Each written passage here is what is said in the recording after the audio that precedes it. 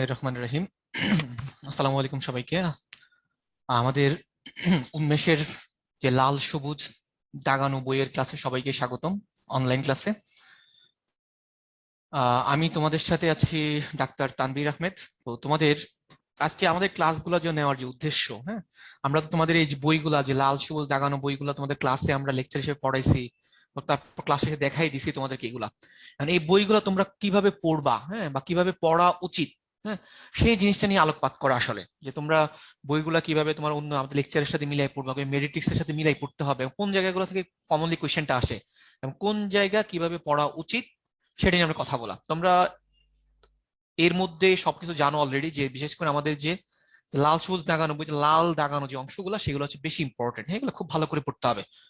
আর সবুজ দাগানো বইগুলো লাইন গুলো একটু তুলনামূলকভাবে কম ইম্পর্টেন্ট, মানে কোশ্চেন আসে না তা না, আসে ধরো আহ মানে আসে কম আর কি। তাহলে আমাকে লাল চিহ্নিত অংশগুলো খুব মনোযোগ দিয়ে এবং যখন তোমরা রিভিশন দিবা তখন এইগুলো একটু ভালো করে পড়তে হবে। তাহলে চলে আসো আজকে আমরা উদ্ভিদ বিজ্ঞানের যে উদ্ভিদ সারিতত্ত্ব নবম অধ্যায়টা, এই নবম অধ্যায়টা নিয়ে তোমাদের সাথে কথা বলবো। এখানে একটু খেয়াল করে এই পেজের মধ্যে তোমার দেখো একটাই কথা মনে রাখতে হবে যে উদ্ভিদ সারিতত্ত্বের জনক কাকে বলা হয়। এই একটাই জিনিস যেটা তোমার পরীক্ষার জন্য ইম্পর্টেন্ট, স্টিফেন হেলসকে বলা হয় উদ্ভিদ সারিতত্ত্বের জনক, এটাই তোমার পরীক্ষার জন্য ইম্পর্টেন্ট। তারপরে আসো আমরা চলে যাই,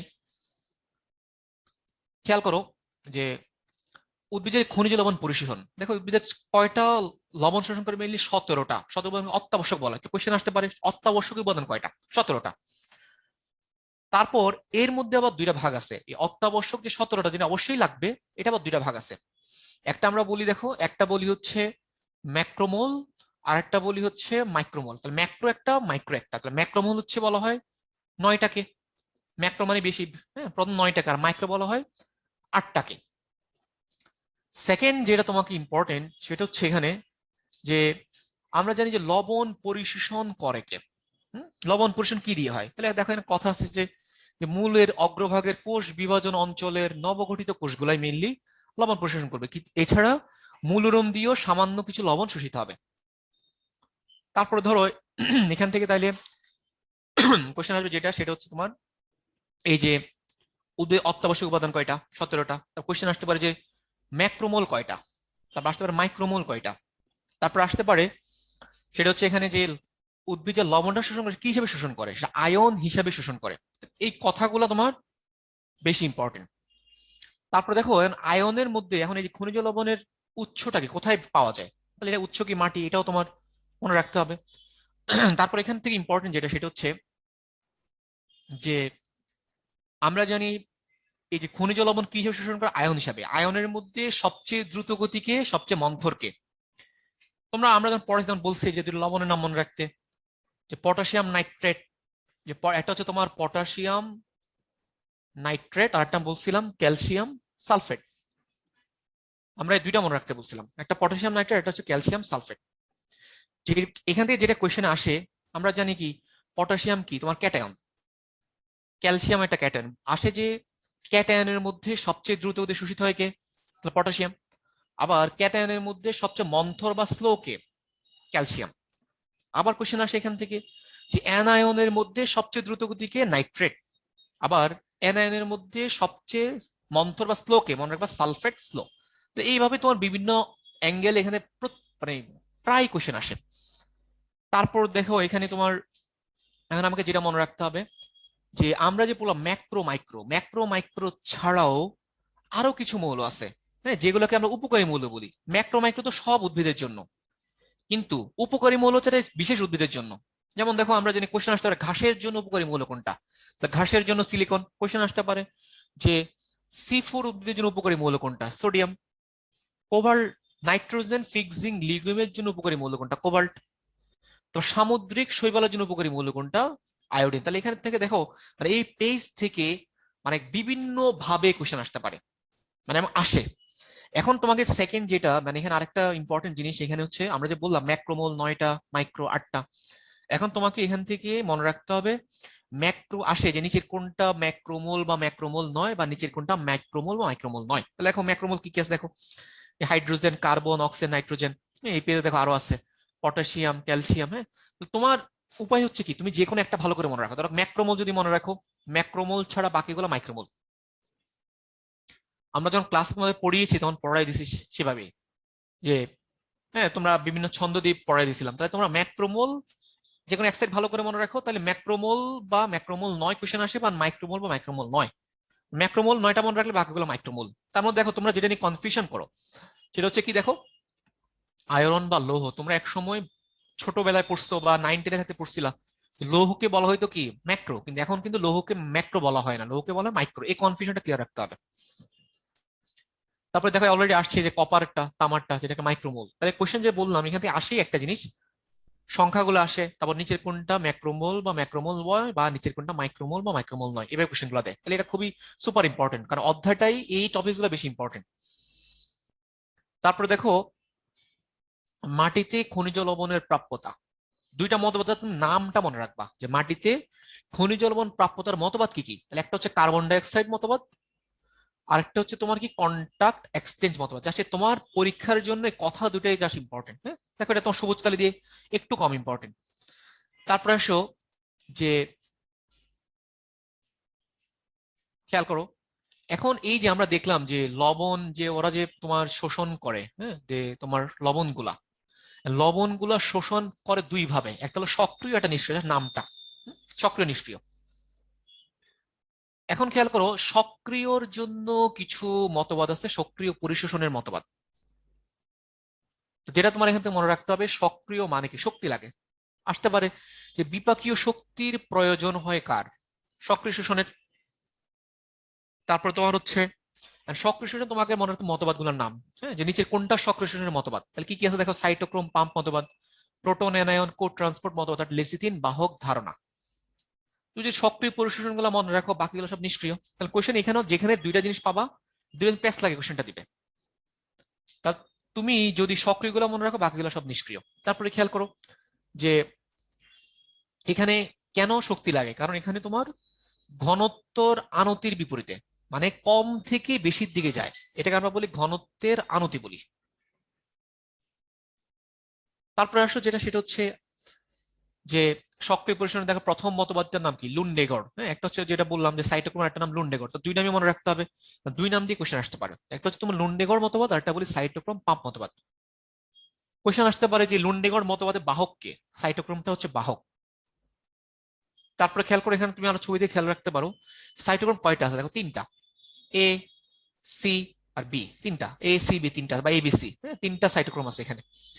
তারপরে খেয়াল রাখো যে এখানে একটা দেখো সবুজ কালি দিয়ে বলছে যে যে এখানে কোন এনজাইম কাজ করে, কোশ্চেন আসতে পারে যে লুন্ডেগড় মতবাদ অনুযায়ী কোন এনজাইম কাজ করে। তুমি জাস্ট দেখো যে ডিহাইড্রোজেনেস, হ্যাঁ ডিহাইড্রোজেনেস এনজাইম কাজ করে, ডিহাইড্রোজেন এনজাইম বিক্রিয়ার নাম ডিহাইড্রোজেনেস বিক্রিয়া।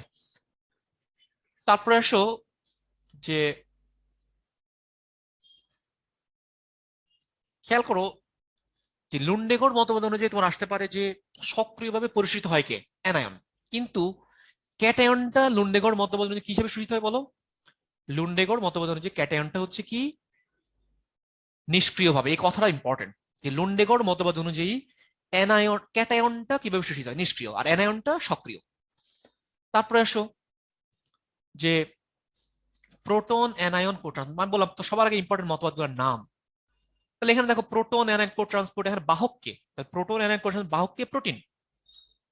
তাহলে এখানে নির্দিষ্ট করে নির্দিষ্ট বাহকের কাজ করে। তারপর এখানে একটা প্রোটন পাম্প কাজ করে, কথাগুলো জাস্ট মনে রাখবা। তারপর দেখো প্রোটন অ্যান্ড কো ট্রান্সপোর্ট, এই মডেলটা, মতবাদটা কিসের ভিত্তিতে প্রতিষ্ঠিত, তাই মনে রাখতে হবে পিটার মিচেলের কেমিওস্মেটিক মডেল। কোশ্চেন আসতে পারে যে প্রোটন অ্যানায়ন কো ট্রান্সপোর্ট মতবাদটা কোন মডেলের ভিত্তিতে প্রতিষ্ঠিত, তাহলে পিটার মিচেলের কেমিওস্মেটিক মডেল। 3 নম্বর লেসিথিন বাহক ধারণা থেকে মনে একটাই জিনিস মনে রাখতে হবে যে লেসিথিন বাহক ধারণাতে বাহককে, বাহকটা হচ্ছে কি ফসফোলিপিড, বাহক হচ্ছে তোমার ফসফোলিপিড। তাহলে এই কথাগুলো তোমাকে অবশ্যই অবশ্যই মনে রাখতে হবে। তারপরে আসো, তার আমাদের সক্রিয় গুলো শেষ, সক্রিয় ছাড়া যা সব নিষ্ক্রিয়। নিষ্ক্রিয়ের মধ্যে 1 নম্বর কি আছে দেখো, 1 নম্বর আছে কি ব্যাপন মতবাদ, নামটা ব্যাপন মতবাদ। আর আমরা জানি কি ব্যাপন দেখো যে ব্যাপন প্রক্রিয়া কি হয়, যে মাটিতে অবস্থিত দ্রবণ কোষের অভ্যন্তরে কোন প্রক্রিয়া প্রবেশ করে, ব্যাপন প্রক্রিয়া। কথা মনে রাখতে হবে যে মাটির যে দ্রবণগুলা সেগুলা কোষের অভ্যন্তরে কিভাবে প্রবেশ করে, কোন প্রক্রিয়া, এই যে সেই কথাটা ইম্পর্টেন্ট, পরীক্ষা আসতে পারে। তো সেটা মনে রাখতে হবে কোন প্রক্রিয়ায়, ব্যাপন প্রক্রিয়ায়। আর সেটাও আমরা জানি যে ব্যাপন প্রক্রিয়া একটা জিনিস কি বেশি জায়গা থেকে কম জায়গার দিকে যায়। তাহলে 1 নম্বর আমরা পড়লাম ব্যাপন মতবাদ। তাহলে কোশ্চেন আসতে পারে যে নিষ্ক্রিয় পরিসর আর মতবাদ কি আছে। দেখো আয়ন বিনিময় মতবাদ আছে, ডোনেন সাম্যাবস্থা আছে, আর একটা ব্যাপক প্রবাহ মতবাদ। তাহলে দেখো ব্যাপন মতবাদের সাথে ব্যাপক প্রবাহ পেঁচানো যাবে না, তাহলে ব্যাপন মতবাদও নিষ্ক্রিয়, ব্যাপক প্রবাহ কিন্তু নিষ্ক্রিয়। তারপরে খেয়াল করো যে আয়ন বিনিময়তে কি হয়। তুমি ছবিটা খেয়াল করলে আরো ভালো বুঝতে পারবা। যে দেখো যে এক আয়ন, একটা যখন হাইড্রোজেন আয়ন বের হচ্ছে, পটাশিয়াম ঢুকছে, অথবা তোমার যে OH বের হচ্ছে, ক্লোরিন ঢুকতেছে। তাহলে এটাই তোমার এখানে এটা কোশ্চেন আসতে পারে যে আয়ন বিনিময় মতবাদ অনুযায়ী কে বের হয় কে ভিতরে ঢোকে। তাহলে কোষ থেকে বের হবে হচ্ছে হাইড্রোজেন আয়ন, আর তার বিনিময়ে ঢুকবে হচ্ছে পটাশিয়াম আয়ন, মানে ক্যাটায়নের বিনিময়ে ক্যাটায়ন। আর অ্যানায়নের মধ্যে OH বের হবে, ক্লোরাইড ঢুকবে। তাহলে এই কথাগুলো তোমার পরীক্ষার জন্য ইম্পর্টেন্ট। আরেকটা কোশ্চেন আসতে পারে, সেটা হচ্ছে যে আয়ন বিনিময় মতবাদে ক্ষেত্রে কোনটা সত্য। তাহলে সত্য কোনটা, ক্যাটায়ন অ্যানায়ন একসাথে পরিচিত হয় না, এই কথা মনে রাখতে হবে। যে আয়ন বিনিময় মতবাদের ক্ষেত্রে তোমার ক্যাটায়ন এবং অ্যানায়নের শোষণটা একসাথে হয় না, এটা তোমার মনে রাখতে হবে। তারপরে খেয়াল করো যে আমরা যেটা বলি তোমার যে ডোনেন সাম্যাবস্থা, আমরা যেটা বলি তোমার দেখো ডোনেন সাম্যাবস্থা। ডোনেন সাম্যাবস্থা তোমাকে মনে রাখতে হবে, ডোনেন বিজ্ঞানী হচ্ছে ডোনেন। এখানে কি বলছে, কোশ্চেন আসতে হবে ডোনেন সাম্যাবস্থা অনুযায়ী কোষের ভিতরে কি থাকে। তাহলে অব্যাপনযোগ্য কি থাকে, স্থির ঋণাত্মক চার্জ। এটা জাস্ট তোমার কম ইম্পর্টেন্ট, মনে রাখবা যে কি থাকে, অব্যাপনযোগ্য একটা স্থির ঋণাত্মক চার্জ থাকে। তারপর আসতে পারে ব্যাপক প্রবাহ মতবাদ। আবিষ্কারক কে, হিলমো এবং ক্রেমেন, এই জাস্ট কথাটা। তারপরে খেয়াল করো যে এখানে কয়টা ছবি দেখাইছে, কোনটা কি, এটা তোমার মনে, এটা খুব ইম্পর্টেন্ট। দেখো লাল কালি দিয়ে চিহ্নিত করা, কারণ বেশি ইম্পর্টেন্ট। এই যে সাদা ডিফিউশন, সুবিধাপ্রাপ্ত ডিফিউশন মানে কি ব্যাপন। আর আমরা একটু আগে দেখে আসলাম ব্যাপন কি, ব্যাপন তো তোমার হচ্ছে নিষ্ক্রিয় পরিশোষণ হয়। ব্যাপন ব্যাপন হচ্ছে নিষ্ক্রিয় পরিশোষণটা মতবাদ। তার মানে সাধারণ ডিফিউশন, সুবিধাপ্রাপ্ত ডিফিউশন, ডিফিউশন কথার মানেই মনে রাখবা ব্যাপন, আর ব্যাপন মানে এটা নিষ্ক্রিয়ের মধ্যে পড়ে চলে যাবে। আর একটা হচ্ছে অ্যাক্টিভ ট্রান্সপোর্ট দেখাইছে। অ্যাক্টিভ ট্রান্সপোর্ট মানে কিন্তু সক্রিয়, অ্যাক্টিভ বাংলা হচ্ছে কি সক্রিয়। ঠিক আছে, সক্রিয় মানে আমরা দেখছি বিপাকীয় শক্তির প্রয়োজন হয়। তাহলে এই কথাগুলো পরীক্ষার জন্য ইম্পর্টেন্ট, মানে এইভাবে প্রশ্নগুলো আসে। এটা মেডিকেলের জন্য খুবই ইম্পর্টেন্ট। লাল কালিতে চিহ্নিত করা আছে সোডিয়াম পটাশিয়াম পাম্প। তোমাকে প্রথম কথা মনে রাখতে হবে, প্রশ্ন আসতে পারে নিচের কোনটা সক্রিয় ট্রান্সপোর্ট মতবাদ। দিয়ে দিল সোডিয়াম পটাশিয়াম পাম্প মতবাদ, আরো 3টা অপশন দিয়ে দিল। তাহলে মনে রাখতে হবে যে সোডিয়াম পটাশিয়াম পাম্পটা কিন্তু একটা সক্রিয় ট্রান্সপোর্ট মতবাদ। সক্রিয় মানে কি, আমরা যে অ্যাক্টিভ যেটাকে বলি, তাহলে সোডিয়াম সক্রিয় সাথে আমরা এভাবে মনে রাখি। সেকেন্ড কোশ্চেন যেটা, যে সক্রিয় ট্রান্সপোর্ট মতবাদ অনুযায়ী কে ভিতরে ঢুকে কে বের হয়। হ্যাঁ, এটা একটু তোমাকে মনে রাখতে হবে।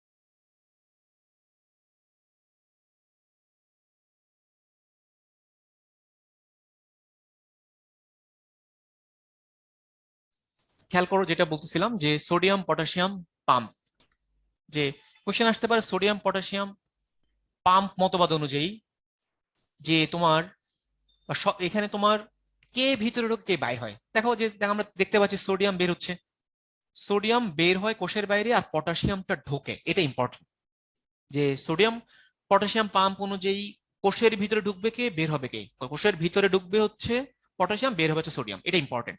সক্রিয় নিষ্ক্রিয় পরিসর মতবাদ আমরা জানি কি, কিভাবে পড়বা, আমরা জানি নিষ্ক্রিয় মানে সব না, বেশিরভাগ এখানে দেখবেন না। হ্যাঁ, যেমন তার শক্তির প্রয়োজন নাই, ক্যাটায়ন অ্যানায়ন শোষণ একসাথে সংঘটিত হয় না, কোনো দেখো বাহক দরকার পড়ে না, কোনো এনজাইমের কোনো ভূমিকা নাই। যেটা কোশ্চেন আসতে পারে যে তোমার যে যে শক্তি লাগে কোন কোন পরিশোষণে, তারপর তোমার বাহক লাগে কোন সবল সক্রিয় পরিশোষণে এগুলো লাগে, নিষ্ক্রিয়তে এগুলো লাগে না। তাহলে এই কথাগুলো, তার এনজাইমের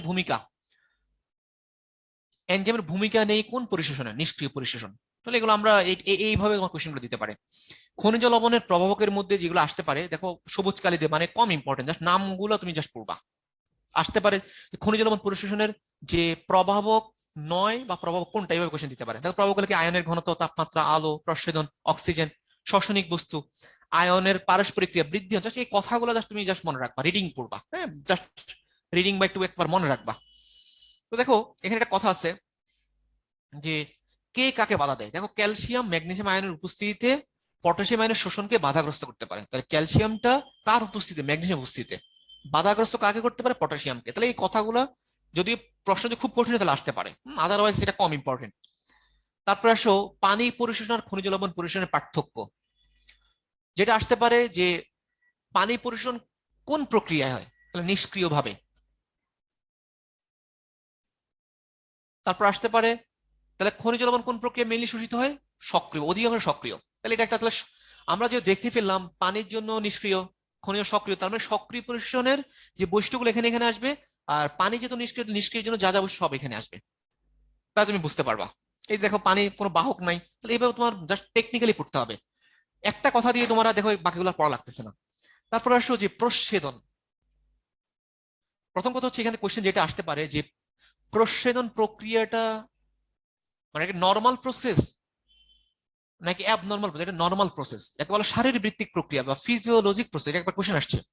আর আমরা তোমাদের বারবার বলতেছি সেটা হচ্ছে তোমার যে মেডিকেলে তোমার মনে রাখবা ডিরেক্ট কোশ্চেন রিপিট হয় বাট কম, কিন্তু টপিকস রিপিট হয় প্রচুর। মানে যেসব টপিকস থেকে গত 6-7 বছরে বেশি বেশি কোশ্চেন এসেছে সেগুলো ভালো করে পড়তে হবে, সেটা বেশি গুরুত্ব দিয়ে পড়তে হবে। তো দেখো যেটা বললাম শারীর যে বৃত্তিক, এটা শারীরবৃত্তিক প্রক্রিয়া। তারপর আরেকটা জিনিস যেটা দেখো প্রশ্নের একটা নাম কি, বাষ্পমোচন, যেখানে একাধিক নাম একাধিক নাম মনে রাখতে হবে। কোশ্চেন দিয়ে দিল যে বাষ্পমোচন কি প্রক্রিয়া, এবার দিয়ে দিতে পারে। তারপর আসো যে যে উদ্ভিদ যে পানি শোষণ করে তার কত পার্সেন্ট তোমার বাষ্প আকারে বের হয়, তাহলে 99% পানিটাই বের হয়ে যায়, মাত্র 1% তার দেহে অবস্থান করে।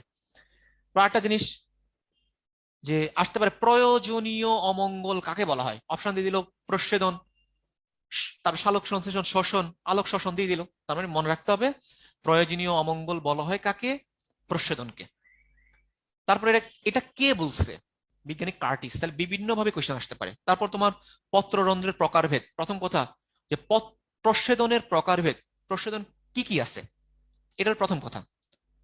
তিনটা নাম মনে রাখতে হবে, পত্ররন্ধ্র দিয়ে, ত্বকীয় বা কিউটিকুলার, লেন্টিকুলার, প্রস্বেদন, এই তিনটা। তারপর আসো আমরা তাহলে কোশ্চেন আসতে পারে এখান থেকে যে তোমার নিচের কোনটা প্রস্বেদনের প্রকারভেদ বা নিচের কোনটা প্রস্বেদনের প্রকারভেদ নয়, এইভাবে। তারপর আসো আসতে পারে যে এই তিনটা প্রস্বেদনের মধ্যে যে কোন প্রস্বেদন সবচেয়ে বেশি হয়, অপশন তিনটা দিয়ে দিল আর একটা বাইরে থেকে দিয়ে দিল। তো মনে রাখবা সবচেয়ে বেশি কোনটা হয়, পত্ররন্ধ্রে। কত পার্সেন্ট দেখো, 95 থেকে 98। তাহলে বিভিন্ন দেখো পার্সেন্ট দিয়ে কোশ্চেন আসতে পারে, বা সবচেয়ে বেশি কোনটা এভাবে কোশ্চেন আসতে পারে। তাহলে এই কারণে আমরা প্রস্বেদনের প্রধান অঙ্গ কাকে বলি, পাতাকে। তো এটা কোশ্চেন আসতে পারে যে প্রস্বেদনের প্রধান অঙ্গ কি, পাতা। তারপরে আসো পত্ররন্ধ্র আমরা জানি পাতায় থাকে, এটা তো অবশ্যই। আর কই থাকে, তাহলে পত্ররন্ধ্র পাতা ছাড়া আর কোথায় কোথায় থাকে, কোশ্চেন জানি ইম্পর্টেন্ট। ফুলের বৃতিতে থাকে, পাপড়িতেও থাকে পত্ররন্ধ্র। তাহলে তারপর তোমার কচি কাণ্ডে, হ্যাঁ এইসব জায়গায় তোমার পত্ররন্ধ্র থাকে। তাহলে এই পত্র অবস্থানটা পরীক্ষার জন্য ইম্পর্টেন্ট। তারপর আসো ত্বকীয় বা কিউটিকুলার। প্রথম কথা আসতে পারে যে ত্বকীয় প্রস্বেদন বা কিউটিকুলার প্রস্বেদনের প্রধান উপাদান কি, কিউটিন। এবং কিউটিন কি জাতীয় পদার্থ, এটা কোশ্চেন আসতে পারে, স্নেহ জাতীয় পদার্থ। তারপর আসো তারপর খেয়াল করো সেটা হচ্ছে যে মরুজ উদ্ভিদের ক্ষেত্রে কিউটিকলটা পুরু থাকে অনেক, যার কারণে ত্বকীয় প্রশোধনটা কম হয়। তাহলে ত্বকীয় প্রশোধন তোমার কম হয় কাদের, কম হয় কাদের, তোমার সেটা হচ্ছে তোমার মরুজ উদ্ভিদের ক্ষেত্রে। তারপরে আসো লেন্টিকুলার প্রশোধন। একটা কথা মনে রাখা লাগবে, লেন্টিকুলার প্রশোধন কি দিয়ে হয়, লেন্টিসেল দিয়ে। দেখো লেন্টিসেল দিয়ে হবে লেন্টিকুলার প্রশোধন। আর লেন্টিসেল সবচেয়ে প্রশোধন কোনটা, কম প্রশোধন কোনটা, সেটা হচ্ছে লেন্টিকুলার। মাত্র 1% প্রশোধন হয় এই লেন্টিসেলের মাধ্যমে। তারপর আসে পার্থক্য, পত্ররন্ধ্রীয় আর ত্বকীয় প্রস্তুতির পার্থক্য খেয়াল করো। আমরা অলরেডি জানি কোনটা কি দিয়ে হয়। হ্যাঁ, তো যেটা বললাম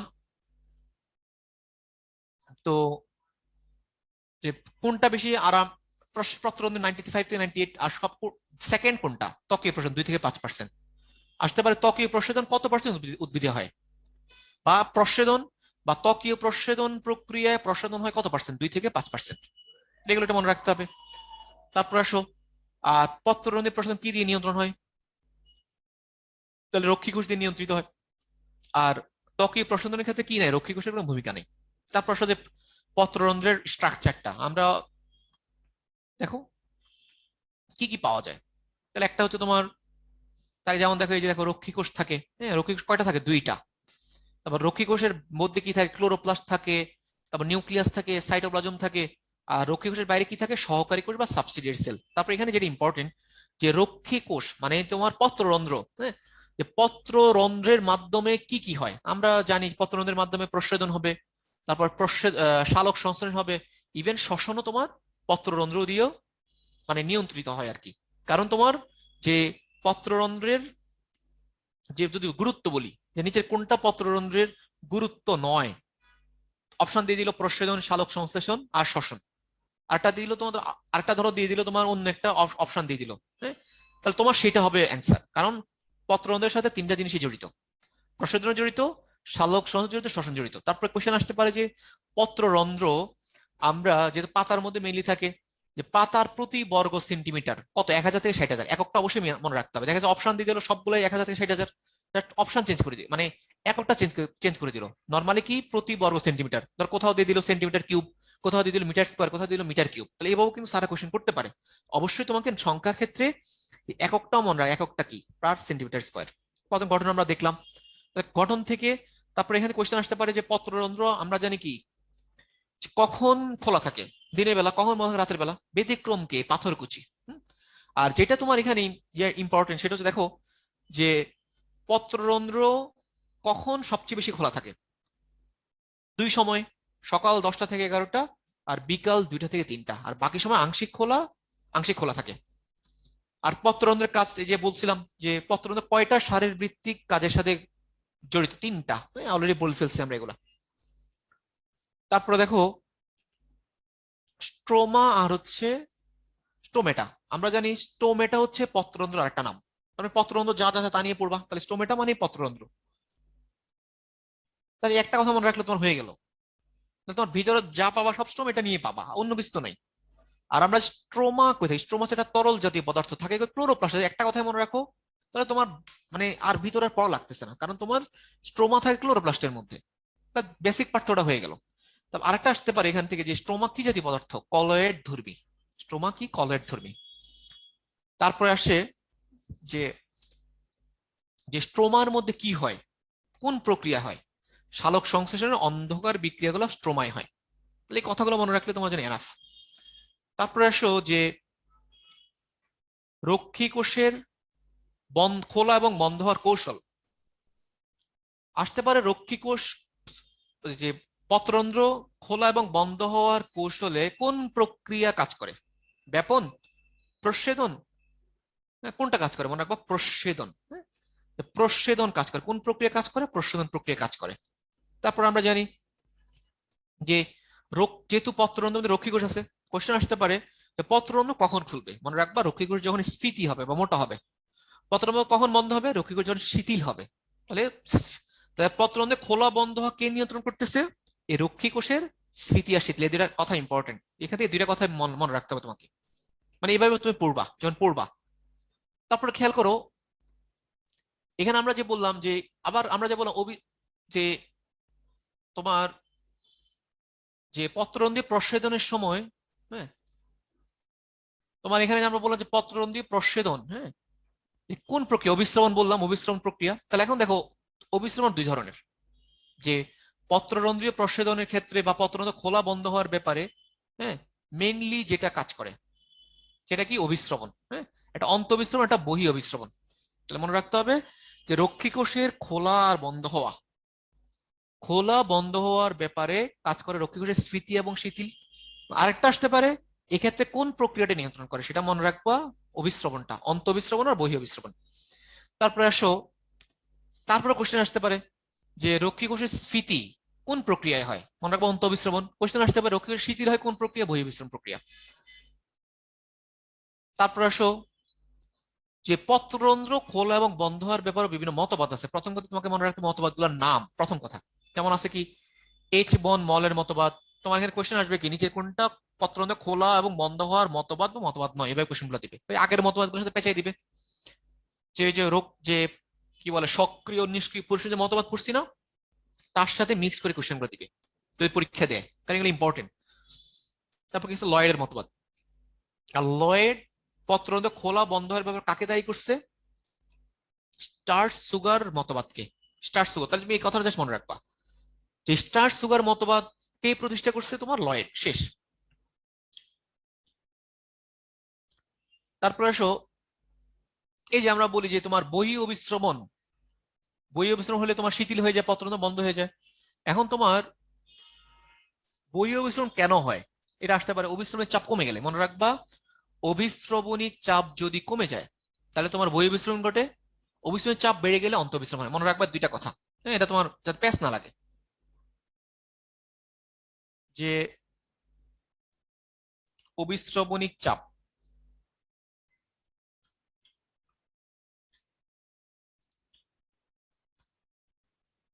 চাপ বেড়ে গেলে হবে অন্তঃবিস্রবণ, বেড়ে গেলে হবে কি অভিস্রবণ, অন্তঃবিস্রবণ। আর কমে গেলে হবে কি, আর কমে গেলে হবে বহি অভিস্রবণ, কমে গেলে বহি। তাহলে এই যে কথাগুলো বলছে কোশ্চেন আসতে পারে যে অভিস্রবণের চাপ কমে গেলে বা বেড়ে গেলে কোন অভিস্রবণ হয়, তাহলে বেড়ে গেলে বহি অন্তঃবিস্রবণ, কমে গেলে বহি অভিস্রবণ। তো এই কথাটা এখানে বলছে। তারপর যেমন আরেকটা মতবাদ কি স্যারির মতবাদ।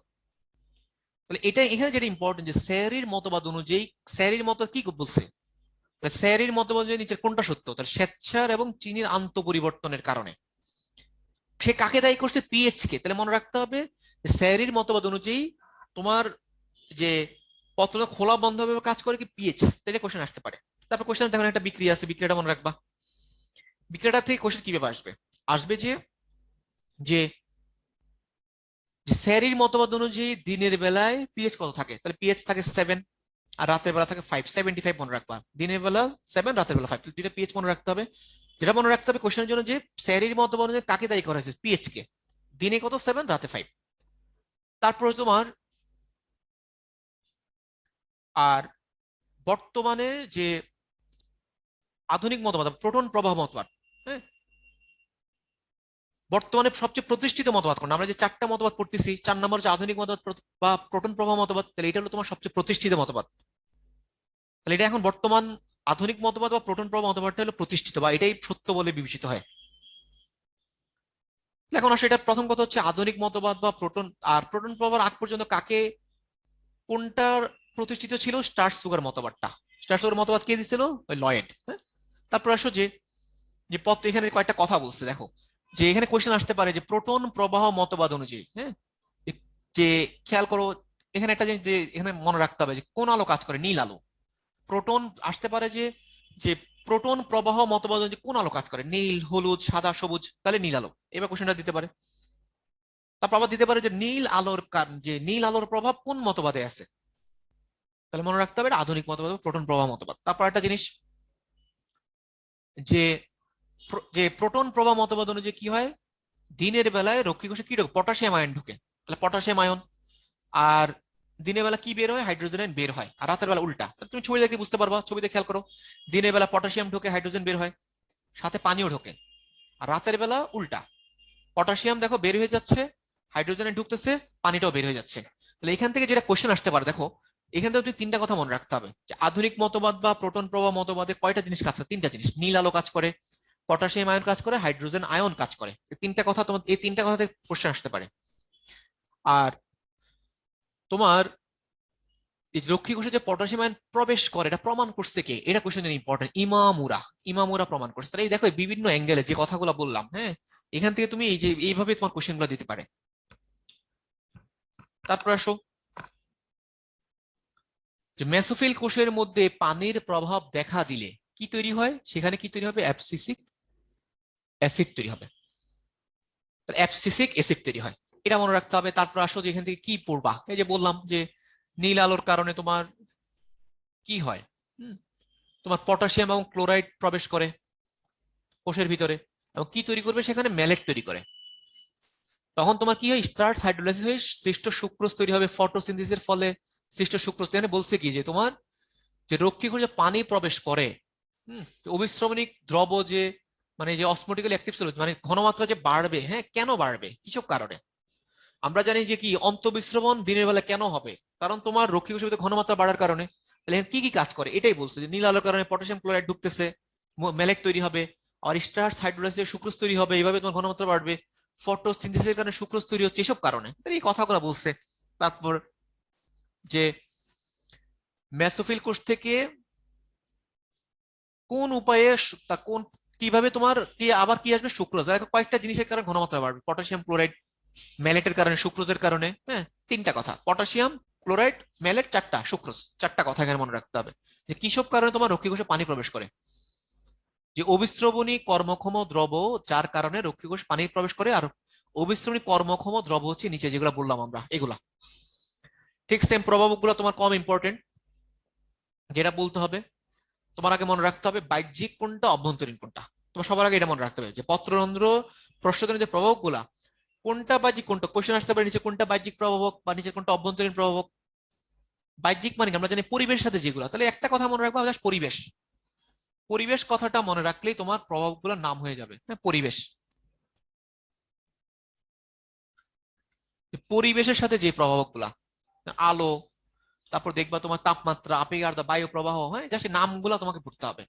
আর যেটা এখানে ইম্পর্টেন্ট যে কোন আলো যে প্রস্বেদন কে ত্বরান্বিত করে, আমরা যে দেখলাম যে আধুনিক মতবাদ অনুযায়ী ব্লু লাইট, তাহলে এই কথাটা ব্লু লাইট ওইখানেও লাগবে এখানেও লাগবে, যে পত্ররন্ধ্র খোলা বন্ধ হওয়ার ব্যাপারেও কাজ করে ব্লু লাইট। তারপর তোমার হচ্ছে আবার যে প্রস্বেদনের প্রভাবকের মধ্যে কি আছে, ব্লু লাইট, সেই প্রস্বেদন প্রক্রিয়াকে ত্বরান্বিত করা মানে কি বাড়াবে।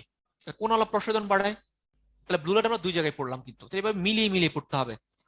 অভ্যন্তরীণ মানে কি, যে উদ্ভিদের ভিতরে যেগুলা, মূল বিটব অনুপাত, পাতায় জাস্ট নামগুলা পড়বা, হ্যাঁ জীবনী শক্তি, ম্যাসোবিলিটি, পানি গুলো কম ইম্পর্টেন্ট, সবুজ কালি কম ইম্পর্টেন্ট, তাহলে জাস্ট নামগুলো তুমি রিডিং দিবা। সিস্টেম কি, যেমন এক্সেক মনে রাখা, বহিস্থ মনে রাখলে বাকিগুলো অন্তস্থ বা অভ্যন্তরীণ। তারপর আসো এখানে যে প্রস্বেদনের গুরুত্ব, হ্যাঁ এটা লেস ইম্পর্টেন্ট, জাস্ট হেডলাইন আসতে পারে যে তোমার হচ্ছে যে প্রস্বেদনের গুরুত্ব কোনটা বা গুরুত্ব নয় কোনটা, এভাবে কোশ্চেনগুলো দিতে পারে, বাট কম সম্ভাবনা কম। পানি শোষণ, পানি উপরে উঠানো, লবণ পরিশোধন, জাস্ট নামগুলো পড়বে, সালোক সংশ্লেষণ, পাতার উপর তাপ নিয়ন্ত্রণ, শক্তি নির্গমন, হ্যাঁ তারপর তোমার হচ্ছে অবিশ্রবণ প্রক্রিয়া, পাতায় ছত্রাক আক্রমণ রোধ, এই কথাগুলো জাস্ট পড়বা, কিছুই না। হ্যাঁ? তো যেটা ইম্পর্টেন্ট এখানে দেখো যে গাছ নিস্তেজ হয়ে পড়াকে কি বলে, উইল্টিং বলে, এই কথাটা ইম্পর্টেন্ট, যে উইল্টিং কেন বলে, এটা তোমার প্রশোধনের নেতিবাচক প্রভাব কোনটা, কোশ্চেন দিয়ে দিল, একটা অপশন দিল উইল্টিং, তাহলে প্রশোধনের নেতিবাচক প্রভাব বা অপকারিতা কি, উইল্টিং, যে গাছটা নিস্তেজ হয়ে যায়। আশা করি ক্লিয়ার, এই জিনিসগুলো তোমার এইভাবেই পড়তে হবে। এই যে আরো আছে দেখো, খাদ্য পরিবহন, হ্যাঁ এগুলো হচ্ছে রিডিং পড়বো আর কিছুই না। প্রশোধন বাষ্পীভবনের প্রক্রিয়া, হ্যাঁ পার্থক্যটা দেখো, পার্থক্য তুমি প্রথমে মনে রাখতে হবে কোনটা কি। আমরা জানি প্রশোধন আগে থেকে শারীরবৃত্তিক প্রক্রিয়াটা ইম্পর্টেন্ট, আর বাষ্পীভবন এটা ভৌত প্রক্রিয়া, আর কিছুই না। হ্যাঁ তাহলে এখানে তোমার তোমার কোশ্চেন এই দুটোই ইম্পর্টেন্ট, যে কোনটা ভৌত প্রক্রিয়া কোনটা শারীরবৃত্তিক প্রক্রিয়া। তারপর দেখো, আর আমরা জানি প্রশোধন প্রক্রিয়ায় পানিটা কি কোন দিক দিয়ে বের হয়, ওই যে পত্ররন্ধ্র দিয়ে, স্টোমেটা দিয়ে, ল্যান্টিসেল দিয়ে, কিউটিকল দিয়ে, আমরা পড়লাম যে প্রশোধনের প্রকারভেদ সেটা। আর বাষ্পীভবন কিভাবে হয়, কোন উন্মুক্ত স্থান থেকে সরাসরি, এই কথাগুলো মনে রাখতে হবে। তারপর এটা ইম্পর্টেন্ট যে জীবিত কোষের সাথে জড়িত কে, জীবিত কোষের সাথে জড়িত হচ্ছে প্রশোধন, আর জীবিত কোষের সাথে কোনো ভূমিকা নাই কার, বাষ্পীভবন। যেহেতু জীবিত কোষের কোনো ভূমিকা নাই, কোশ্চেন আসতে পারে যে প্রোটোপ্লাজমের ভূমিকা নাই কোনটার ক্ষেত্রে, অপশন দিয়ে দিল প্রচ্ছেদন, সালোক সংশ্লেষণ, শ্বসন আর বাষ্পীভবন, তাহলে অ্যান্সার হবে কি বাষ্পীভবন, কারণ এটা তোমার এটা ভৌত প্রক্রিয়া। তারপর এটা কয়েকটি প্রয়োজনীয় শব্দে কি কোশ্চেন আসতে পারে, যেমন কোশ্চেন আসতে পারে অভিস্রবণের শর্ত কি। অভিস্রবণ শর্ত আমরা কি জানি বলো, অভিস্রবণের শর্ত হচ্ছে তোমার কি কি, একটা বৈষম্যবেদ্য পর্দা থাকতে হবে বা ঝিল্লি, এটা আরেকটা নাম কি অর্ধবেদ্য পর্দা। তারপর এখানে আসা যাওয়া করবে কে? দ্রাবক। তারপর তোমার যেটা মনে পরীক্ষার জন্য ইম্পর্টেন্ট, যে কোন দিক থেকে কোন দিকে যাবে। তো দ্রাবকটা তার বেশি ঘনত্বের এলাকা থেকে কম ঘনত্বের এলাকা যাবে। কম ঘনত্বের এলাকা কি হয়? বেপিত হয়, সেটাকে তাহলে কোশ্চেন আসতে পারে অভিস্রবণ প্রক্রিয়ার জন্য কোন পর্দা প্রয়োজন বা কোন আবরণী লাগে? বৈষম্যবেদ্য পর্দা। অভিস্রবণ প্রক্রিয়ায় আসা যাওয়া করবে কে? দ্রাবক, দ্রব নাকি দ্রাবক দ্রব দুইটাই? তাহলে মনে রাখতে হবে দ্রাবক। কোশ্চেন আসতে পারে যে এখানে যে দ্রাবকটা যে যাবে কোন দিক থেকে কোন দিকে, তাহলে দ্রাবকটা তার বেশি ঘনত্বের দ্রব এলাকা থেকে কম ঘনত্বের এলাকায়।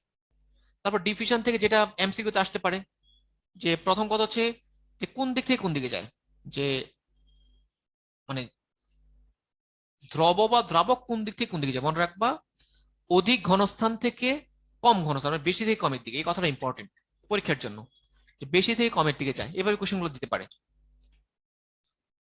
প্লাজমোলাইসিস বা প্রোটোপ্লাজম সংকোচন, এটা আসতে পারে যে প্লাজমোলাইসিস বা প্রোটোপ্লাজম সংকোচন কোন প্রক্রিয়ায় হয়, যা সে কথাটা অভিস্রবণ প্রক্রিয়ায়।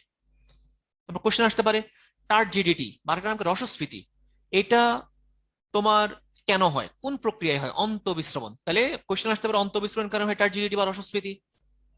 আর তারপর আরেকটা আসতে পারে যে টার্গার প্রেসার বা স্থিতিচাপ, এই চাপটা কিসের উপর দেয়? তাহলে এটাও দেয় তোমার কিসের উপর? কোষ প্রাচীর উপর। এটাও আসতে পারে যে টার্গার প্রেসার কোন প্রক্রিয়ায় তৈরি হয়, তাহলে এটাও কি? অন্তঃবিস্রবণ। তার মানে টার্জিডিটি বা রসস্ফীতির উপরও অন্তঃবিস্রবণের প্রভাব আছে, টার্গার প্রেসারের উপর কোনটার প্রভাব আছে? অন্তঃবিস্রবণের প্রভাবটা। তারপর যেটা এখানে আসতে পারে যে ইমবাইবিশন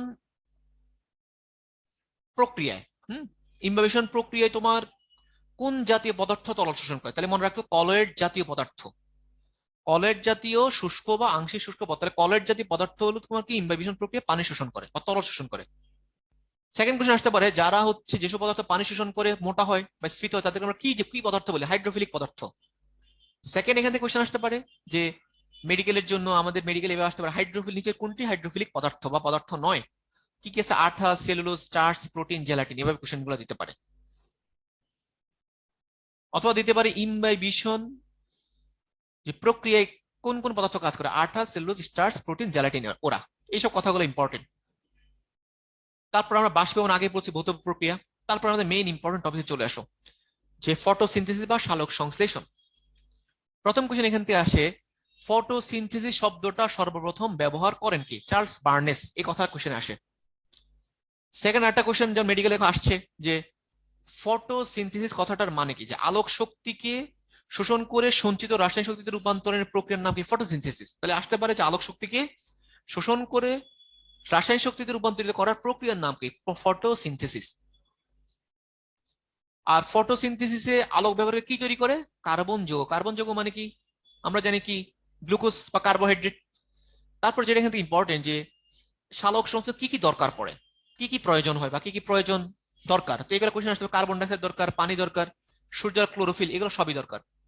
আর আমরা জানি সালোক সংশ্লেষণ তোমার কার্বন ডাইঅক্সাইড, দেখো এই যে বিক্রিয়াটা তোমার খুবই, বিক্রিয়াটা অবশ্যই দেখতে হবে, টু দা পয়েন্ট। দেখো কি লাগতেছে? কার্বন ডাইঅক্সাইড পানি কি তৈরি করছে? সূর্যালোক আর ক্লোরোফিলের উপস্থিতিতে গ্লুকোজ, অক্সিজেন আর পানি তৈরি করতে। তার দুই জায়গায় পানি আছে, এটা তোমার মনে রাখতে হবে। সালোকসংশ্লেষণ বিক্রিয়া দুই জায়গায় পানি। তারপরে আসলে এখান থেকে যেভাবে কোশ্চেন গুলো দিতে পারে এখান থেকে, যে সালোক সংশ্লেষণ প্রক্রিয়ায় কত অণু কার্বন ডাইঅক্সাইড বা কত মোল কার্বন ডাইঅক্সাইড ব্যবহৃত হয়েছে? 6 অণু, এটা আসতে পারে কোশ্চেন। অথবা সালোক সংশ্লেষণ প্রক্রিয়ায় কত অণু পানি ইউজ হয়েছে বা ব্যবহৃত হয়েছে? 12 অণু। আবার আসতে পারে সালোক সংশ্লেষণ প্রক্রিয়ায় কত অণু গ্লুকোজ তৈরি হয়েছে? 1 অণু। গ্লুকোজ কিন্তু কয় অণু? 1 অণু। 1 অণু হচ্ছে গ্লুকোজ। হ্যাঁ, 1 অণু হচ্ছে গ্লুকোজ। আসতে পারে যে সালোক সংশ্লেষণ প্রক্রিয়ায় কত অণু পানি তৈরি হয়েছে? 6 অণু। আসতে পারে সালোক সংশ্লেষণ প্রক্রিয়ায় কোন গ্যাস তৈরি হয়? অক্সিজেন। কত অণু? 6 অণু। এখানে তোমার এই বিক্রিয়াটা খুব ভালো করে মনে রাখো, কোনটা কত অণু, এইভাবে কোশ্চেন গুলো দেয়। তারপর দেখো, খেয়াল করো যেটা সেটা হচ্ছে, তাহলে কি তৈরি করতেছে? শর্করা আর শর্করা যে কথা, গ্লুকোজ সেম কথা এখানে। তাহলে এইভাবে বিভিন্ন অ্যাঙ্গেলে কোশ্চেন গুলো দিতে পারে। তারপর আসো ওই যে আমরা যে যে কথাগুলো বললাম, দেখো এখানে এগুলো সব দেওয়া আছে। হ্যাঁ, এবং এখানে একটা কথা আছে যে সালোক সংশ্লেষণ প্রক্রিয়ায় 1 অণু, যে হেক্সোস। হেক্সোস মানে কি? হেক্সোস মানে কি? যার মধ্যে হেক্সা মানে 6, হেক্সোস মানে কি? গ্লুকোজ। যার মধ্যে 6 অণু কার্বন আছে তাকে হেক্সোস বলি আমরা। 6 অণু কার্বন, 6 মানে হেক্সা, তাহলে হেক্সোস মানে গ্লুকোজ। আমরা এতক্ষণ ধরে এগুলো পড়লাম। আর এখানে কত যে এক অণু হেক্সোস মানে এক অণু গ্লুকোজ তৈরি করতে, এই হেক্সোস মানে মনে রাখবে এখানে গ্লুকোজ, গ্লুকোজ আসতে পারে যে যে হেক্সোস, এক অণু হেক্সোস তৈরি করতে কত কণা ফোটন লাগে। ফোটন মানে আলো, আলোর কণা। তাহলে মনে রাখতে 50 থেকে 60, এই কথাটা ইম্পর্টেন্ট, 50 থেকে 60টা লাগে ফোটন কণা। তারপরে আসতে পারে যে সালোকসংশ্লেষণ প্রক্রিয়াটা কি ধরনের প্রক্রিয়া, জারণ, বিজারণ, কোনোটাই না, না জারণ বিজারণ, তাহলে এটা কি জারণ বিজারণ প্রক্রিয়া। তারপরে যে সালোক সংশ্লেষণের অঙ্গ কি, তাহলে কোথায় হয়, ক্লোরোপ্লাস্ট নামক, যে ক্লোরোপ্লাস্টের মধ্যে হয় আমরা সবাই জানি এটা। আর ক্লোরোপ্লাস্ট থাকে কার কার মধ্যে, এটা কোশ্চেন আসতে পারে। সবুজ শৈবালে থাকে ব্রায়োফাইটস, টেরিডোফাইটস, জিমনোস্পার্ম, অ্যাঞ্জিওস্পার্ম। হ্যাঁ, আর জিমনোস্পার্ম মানে কি নগ্নবীজি, অ্যাঞ্জিওস্পার্ম মানে আবৃতবীজি। কিন্তু এটা মনে রাখতে হবে যে ক্লোরোপ্লাস্ট যে তোমার ফটোসিনথেসিস করে বা সালোক সংশ্লেষণ করে, কিন্তু ক্লোরোপ্লাস্ট থাকে না কার, সায়ানোব্যাকটেরিয়া। তাহলে ওর ক্লোরোপ্লাস্টের পরিবর্তে কি থাকে, ওর আলাদা কিছু রঞ্জক থাকে, ফটোসিন পিগমেন্ট বলি, যেটা ক্রোমেটোফোর বলি। তাহলে আসতে পারে যে ক্রোমেটোফোর কার কার মধ্যে পাওয়া যায়, দেখো কি কার কার মধ্যে পাওয়া যায়।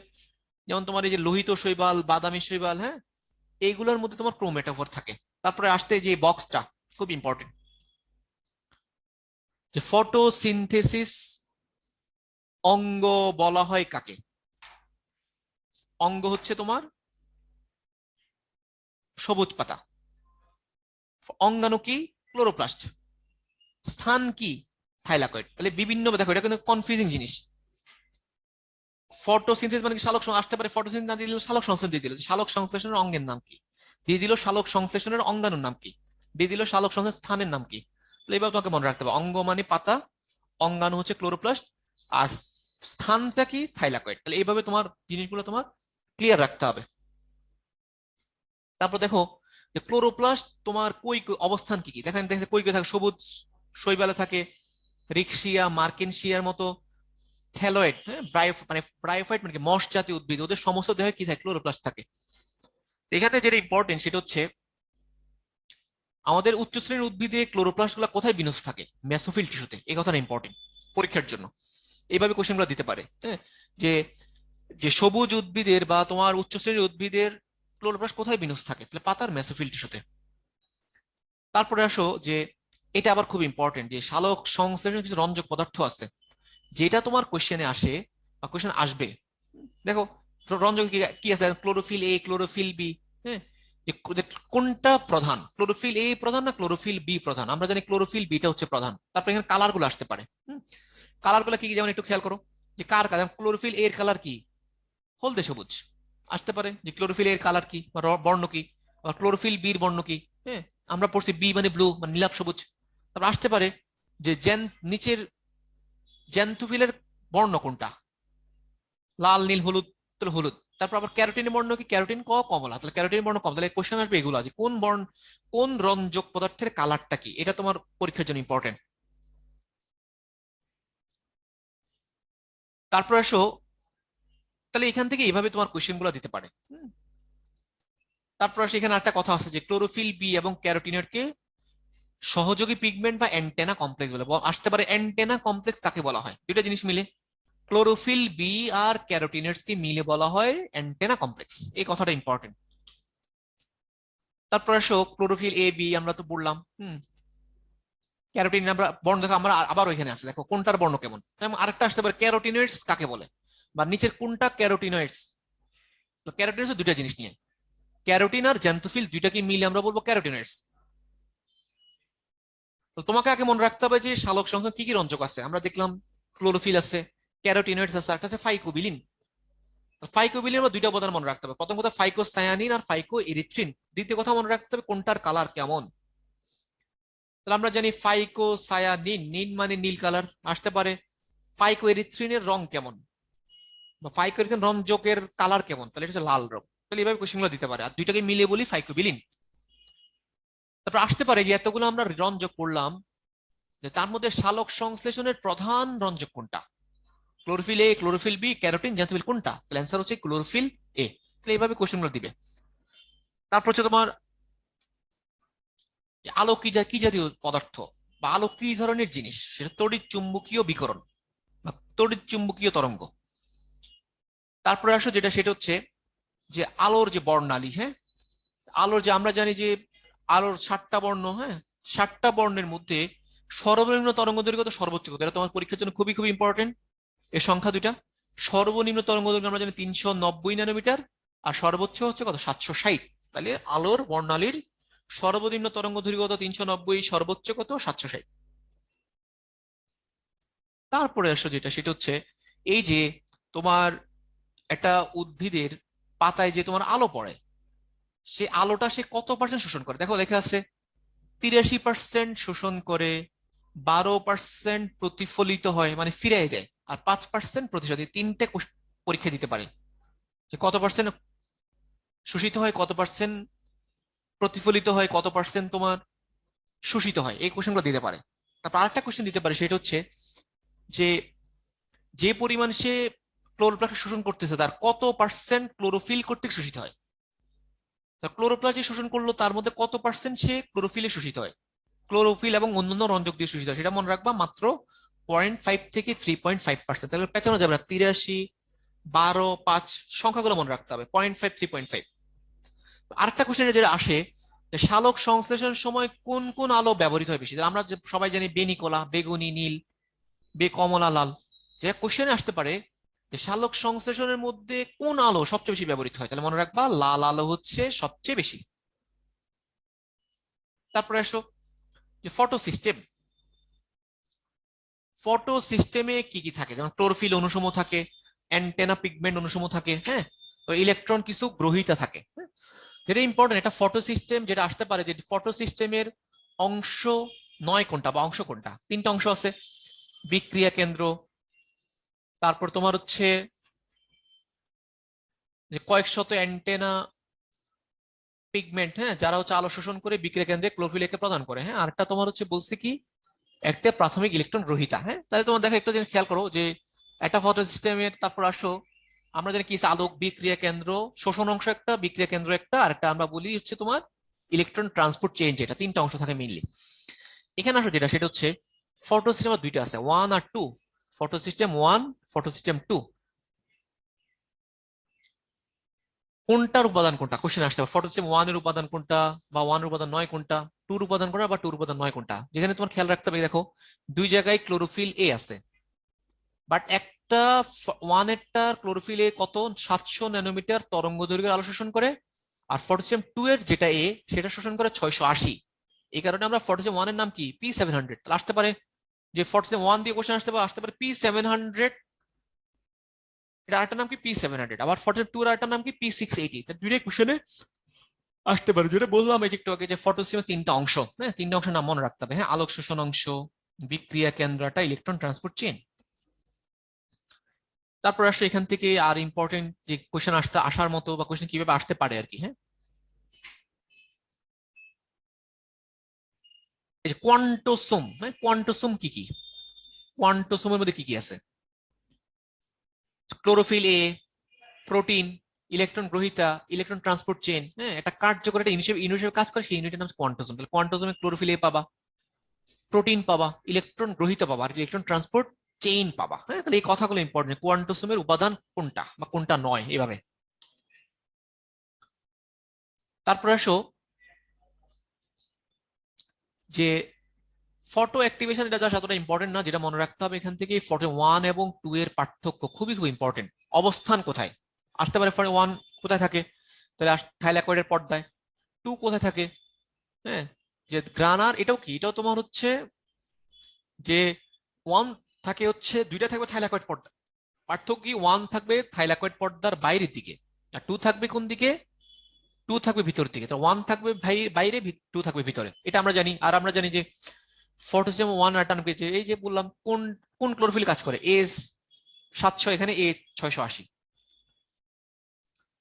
ফটোসিস্টেম 1 এর সাথে কার কার সম্পর্ক? ফটো 1 তোমার চক্রীয় এবং অচক্রীয় দুইটা ফটো ফসফোরেশনে কাজ করে, বাট ফটোসিস্টেম 2 কাজ করে কোথায়, শুধুমাত্র অচক্রীয়তে। তাহলে এই কথাগুলো তোমার কিন্তু আসতে পারে। তারপর তোমার হচ্ছে, তারপর এখানে আর কি আসতে পারে, এখান থেকে তোমার ঘাটতি ইলেকট্রন এতটা ইম্পর্টেন্ট না। তো এখানে যে যে কথাগুলো বলে এই কথাগুলো বেশি ইম্পর্টেন্ট। হ্যাঁ, এইভাবে তোমার পড়তে হবে, এই কথা পয়েন্টগুলো ভালো করে মনে রাখতে হবে। তারপর এনএডিপি, এনএডিপির বিজারণ ইলেকট্রন প্রদান করে কি? ফার্স্ট ওয়ান, এটা মনে রাখতে হবে। বিজারণের এখানে তোমার ফার্স্ট ওয়ান কি করে? ইলেকট্রন প্রদান করে। আর টু কি প্রদান করে? টু হচ্ছে প্রোটন প্রদান করে। তাহলে এনএডিপির বিজারণের ক্ষেত্রে তোমার ওয়ান প্রদান করে হচ্ছে ইলেকট্রন, টু প্রদান করে প্রোটন। তারপর আসো বিক্রিয়ার ধরন, বিক্রিয়া কেন্দ্র। বিক্রিয়া কেন্দ্র কোথায়? বিক্রিয়া কেন্দ্র তোমার কোথায়? থাইলাকয়েড মেমব্রেন সেখানে। তারপর আসো যে এটা ইম্পর্টেন্ট, যে যে পানির সালোক বিভাজন বা পানির বিভাজনকে আমরা বলি কি? Photolysis of water. এখানে যেটা আসতে পারে যে পানি যে বিভাজিত হয়, হ্যাঁ তোমার একটু খেয়াল করো যে পানি বিভাজিত কি কি তৈরি করে? হাইড্রোজেন আয়ন তৈরি করে, ইলেকট্রন তৈরি করে, অক্সিজেন তৈরি করে। এই কথাটা ইম্পর্টেন্ট, যে পানি বিয়োজিত হয়ে, দেখো কোশ্চেন আসতে পারে যে দুই অণু পানি বিশ্লেষে কয়টা ইলেকট্রন তৈরি করে? 4টা ইলেকট্রন। দেখো আসতে পারে দুই অণু পানি থেকে কয়টা ইলেকট্রন আসে? 4টা। আবার দিতে পারে একটা পানিতে কয়টা রেজাল্ট? 2টা। 2টা থেকে 4টা, তার মানে একটা থেকে কয়টা? 2টা ইলেকট্রন। এইভাবে কোশ্চেনগুলো দিতে পারে কিন্তু। আর বায়োলজিতে সবচেয়ে শক্তিশালী অক্সিডেন্টের নাম কি? P680, এটা মনে রাখতে হবে যে বায়োলজিতে সবচেয়ে শক্তিশালী অক্সিডেন্টের নাম হচ্ছে তোমার P680। তারপরে পানি ভাঙ্গনের সহায়তা, হ্যাঁ, যে সহায়তা করে কোন আয়ন? তাহলে ম্যাঙ্গানিজ আর ক্লোরিন, হ্যাঁ, পানি ভাঙ্গনে সহায়তা করে। তাহলে এই কথাগুলো ইম্পর্টেন্ট। তারপরে আসো,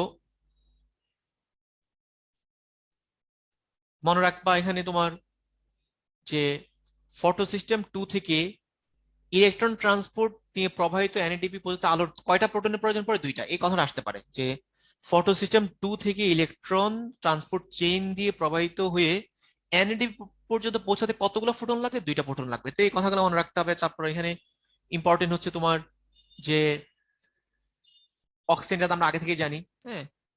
পানির বিভাজনকে আমরা কি বলি? ফটোলাইসিস বলি, হ্যাঁ। আর কৃত্রিম পাতা উদ্ভাবনের ঘোষণা দেন কে? হ্যাঁ, যে এই যে এমআইটি বলি না, ওই এমআইটির বিজ্ঞানীগণ, হ্যাঁ, Massachusetts institute of technology. ATP আমরা জানি, এটিপি কে, হ্যাঁ খেয়াল করো যে এটিপি কি আমরা কি বলি বলো? কোশ্চেন আসতে পারে জৈব মুদ্রা বা শক্তি মুদ্রা কাকে বলা হয়? জৈব শক্তি মুদ্রা বলা হয় কাকে? এটিপি কে বলা হয়। তারপর আসলে এটিপি তৈরি হয় কোন দিকে? যে থাইলাকয়েডের সারফেস স্ট্রোমার দিকে দিকে থাকে, সেদিকে এটিপি তৈরি হয়। তারপর আসো এখান থেকে আর খেয়াল করো ফটো সিস্টেম, এখানে আসো যে এখান থেকে ইম্পর্টেন্ট কোনটা মেইনলি? হ্যাঁ, ইম্পর্টেন্ট মেইনলি হচ্ছে তোমার এই যে ইলেকট্রন ট্রান্সপোর্ট চেইনটা খুবই খুব ইম্পর্টেন্ট। ইলেকট্রন ট্রান্সপোর্ট চেইন থেকে কোশ্চেন যেটা আসছে, ইলেকট্রন ট্রান্সপোর্ট চেইনের অংশ কোনটা বা অংশ নয় কোনটা? তাহলে নামগুলো সবার আগে মনে রাখতে হবে তোমার। এখানে ফিওফাইটিন, প্লাস্টোকুইন, সাইটোক্রোম, প্লাস্টোস, এভাবে নামগুলোকে মনে রাখতে হবে। সেকেন্ড যেটা ইম্পর্টেন্ট, যে এখানে ইলেকট্রন ট্রান্সপোর্ট চেইনের যে পার্ট গুলো, এটা আমরা একটু পরে দেখবা ছবিতে পাবো। তো ইলেকট্রন ট্রান্সপোর্ট চেইন যে কোনটা কি, হ্যাঁ, ইলেকট্রন ট্রান্সপোর্ট চেইনের যে এখানে বাহক গুলো আছে কোনটা কি, এটা তোমার পরীক্ষার জন্য ইম্পর্টেন্ট। এটা তোমার পরীক্ষা আসতে পারে। আসতে পারে যে তোমার ফিওফাইটিন কি জাতীয় পদার্থ? Chlorophyll A. প্লাস্টোকুইন কি জাতীয় পদার্থ? লিপিড। সাইটোক্রোম কি জাতীয় পদার্থ আসতে পারে? এটা একটা প্রোটিন, হিমোগ্রুপ বিশিষ্ট প্রোটিন। আর প্লাস্টোসাইনিন কি জাতীয় পদার্থ? আসতে পারে ক্ষুদ্র মেমব্রেন প্রোটিন। ফেরিডক্সিন, তো ফেরি মানে আয়রন আমরা জানি, তার মানে ফেরিডক্সিন হচ্ছে একটা আয়রন সালফার প্রোটিন। তাহলে এইভাবে তোমার কোশ্চেন গুলো দিতে পারে কোনটা কি জাতীয় পদার্থ। তারপরে আসো ফটোসিনথেসিসের প্রধান স্থান কোনটা? প্রধান স্থান হচ্ছে আমরা জানি যে পাতার মেসোফিল টিস্যুর যে ক্লোরোপ্লাস্ট, সেটা পাতার মেসোফিল টিস্যুর ক্লোরোপ্লাস্টটাই হচ্ছে ফটোসিনথেসিসের প্রধান স্থান। তারপরে আসো যেটা, সেটা হচ্ছে যে এটা আবার ইম্পর্টেন্ট, যে বায়ুমণ্ডলে কত পার্সেন্ট কার্বন ডাইঅক্সাইড থাকে? খুবই খুব ইম্পর্টেন্ট সংখ্যাটা মনে, 0.035। 0 পয়েন্ট সাথে একটা জিরো আছে, 0.035, বা আরেকটা কোনো কোনো বর্তমানে বলা হয় কত? 0.04। দেখেন দুইটা সংখ্যা আছে, যেটা অপশন থাকে সেটা দেখাবা, ইম্পর্টেন্ট পরীক্ষার জন্য এটা। তারপর সালোক সংশ্লেষণ প্রক্রিয়ার কলা কৌশল, প্রথম কথা পরীক্ষার জন্য ইম্পর্টেন্ট, যে সালোক সংশ্লেষণকে 2 ভাগে ভাগ করছে কে? বিজ্ঞানী ব্ল্যাকম্যান। কত সালে? সালটা ইম্পর্টেন্ট, 1905 সাল। তারপর ইম্পর্টেন্ট যেটা, যে 2টা পর্যায়ের নাম কি? আলোক পর্যায়, আলোক নিরপেক্ষ পর্যায়।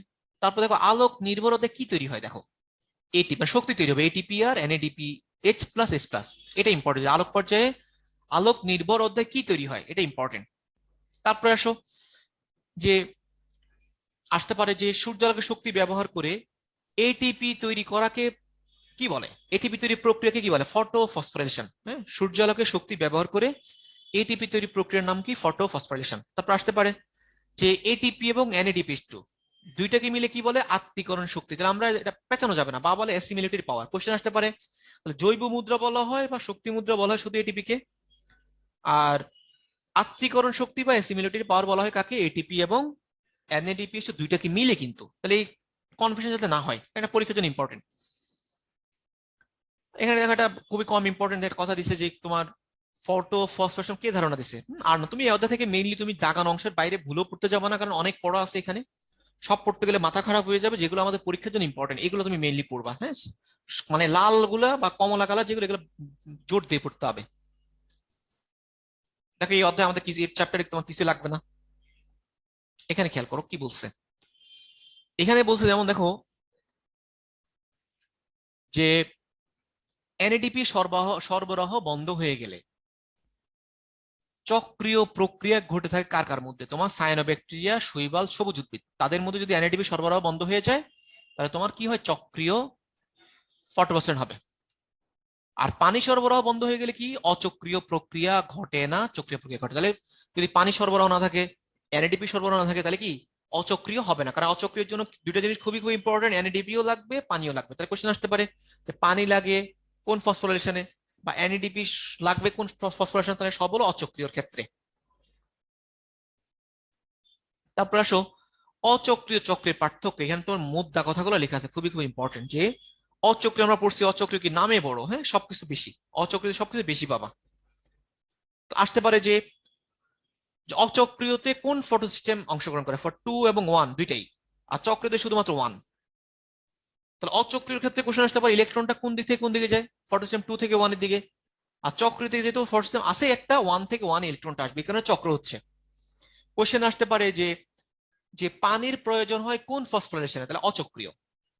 কোশ্চেন আসতে পারে অক্সিজেন উৎপন্ন হয় কোন প্রক্রিয়ায়? কোন ফটোফসফোরিলেশনে? তাহলে অচক্রীয়। সবকিছুর মধ্যে অচক্রীয়। কোশ্চেন আসতে পারে এনএডিপির বিজারণ হয় না কোনটাতে? চক্রীয়তে। হয় কোনটাতে? অচক্রীয়তে। তাহলে এই মেইন মেইন কথাগুলো তোমাকে খুব ভালো করে মনে রাখতে হবে, যে তোমার, হ্যাঁ, যে যে বলে দিলাম। আলোক নিরপেক্ষ। তার আলোক নিরপেক্ষ প্রক্রিয়া কি তৈরি হয়? আসতে পারে যে কার্বন বিজারণ পদ, কার্বোহাইড্রেট তৈরি হয় কোন প্রক্রিয়া? তাহলে আলোক নিরপেক্ষ পর্যায়ে, কোন পর্যায়ে কার্বোহাইড্রেট তৈরি হয় বা কার্বন বিজারণ হয়? আলোক নিরপেক্ষ প্রক্রিয়া। এই কথাটা ইম্পর্টেন্ট। তারপর আসো যে এখান থেকে যে কোশ্চেন আসতে পারে যে আলোক নিরপেক্ষ অধ্যায়ের ধাপ কয়টা বা কয়টা পথ আছে? হ্যাঁ, যে কার্বোহাইড্রেট তৈরি বা কার্বন বিজারণ পদ্ধতির জন্য কয়টা পাথওয়ে আছে? 3টা পাথওয়ে। আমরা জানি কেলভিন চক্র, হেইচো স্লেক চক্র, আর এটাকে সিএএম প্রক্রিয়া, হ্যাঁ, যেটা পুরো নাম ক্লাস স্টুডিয়াস ইন মেটাবলিজম। তার নামগুলো মনে রাখতে হবে।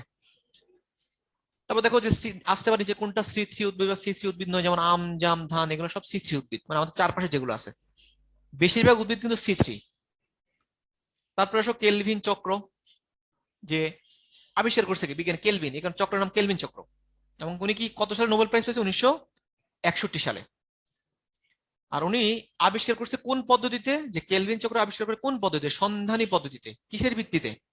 কোন আইসোটোপ ইউজ করে? তোমার কার্বন 14 আইসোটোপ ইউজ করে। তাহলে কার্বন 14 আইসোটোপ ইউজ করে তোমার কেলভিন চক্রটা আবিষ্কার করা হয়েছে। তাহলে আশা করি এই পর্যন্ত সবার ক্লিয়ার। যেটা যেটা বললাম তোমার এইভাবে বইটা তোমার এইভাবে পড়ার চেষ্টা করতে হবে। তারপরে আসো যে খেয়াল করো, এই যে এখানে খেয়াল করা তোলা কথা আছে যে পৃথিবীর সর্বাধিক সবচেয়ে গুরুত্বপূর্ণ এনজাইমের নাম কি? রুবিস্কো। আসতে পারে যে পৃথিবীর সবচেয়ে গুরুত্বপূর্ণ এনজাইমের নাম কি? রুবিস্কো। তারপর আসতে পারে এখানে কথাটা ইম্পর্টেন্ট মেইনলি, হ্যাঁ। তারপর আসো যে আসতে পারে যে সি থ্রি চক্র বা কেলভিন চক্রে প্রথম উৎপন্ন স্থায়ী পদার্থের নাম কি? 3 ফসফোগ্লিসাইড। অনেকবার এখান থেকে কোশ্চেন আসছে। প্রথম স্থায়ী পদার্থের নাম কি? 3 ফসফোগ্লিসারিক অ্যাসিড। এই কথা মনে, বা সংক্ষেপে এটাকে বলে 3PGA।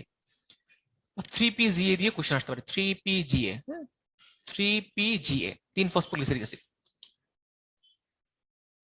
এখান থেকে আমাদের তেমন কিছু লাগবে না।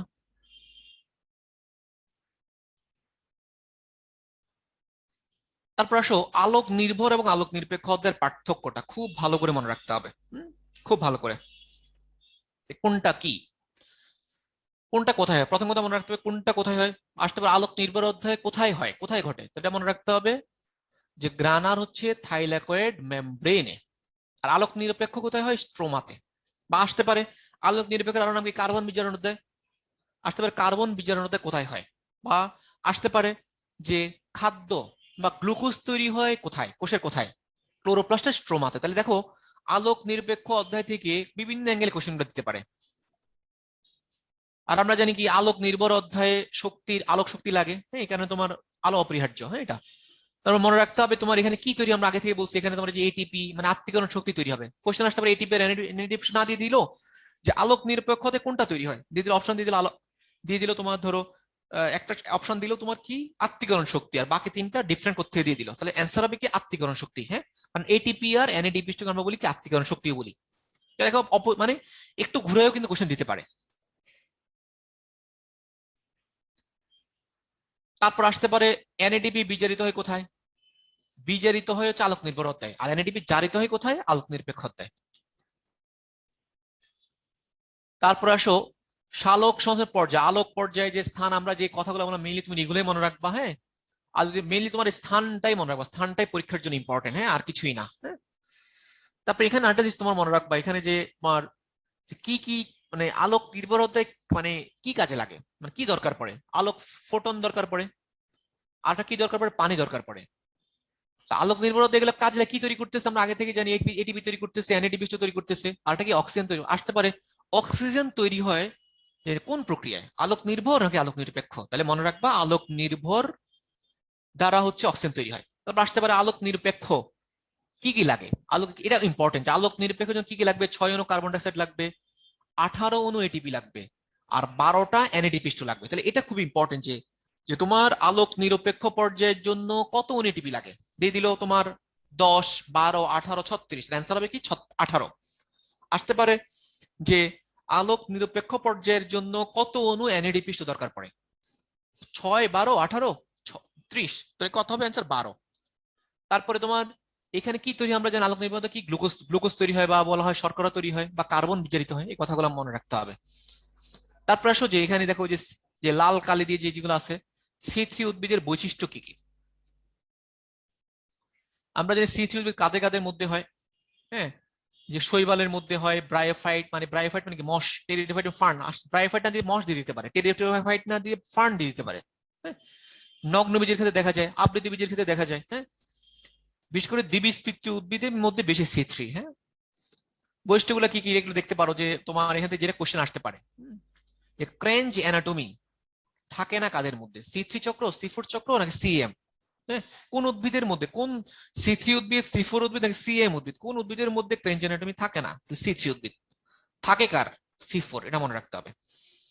তারপরে আসো যে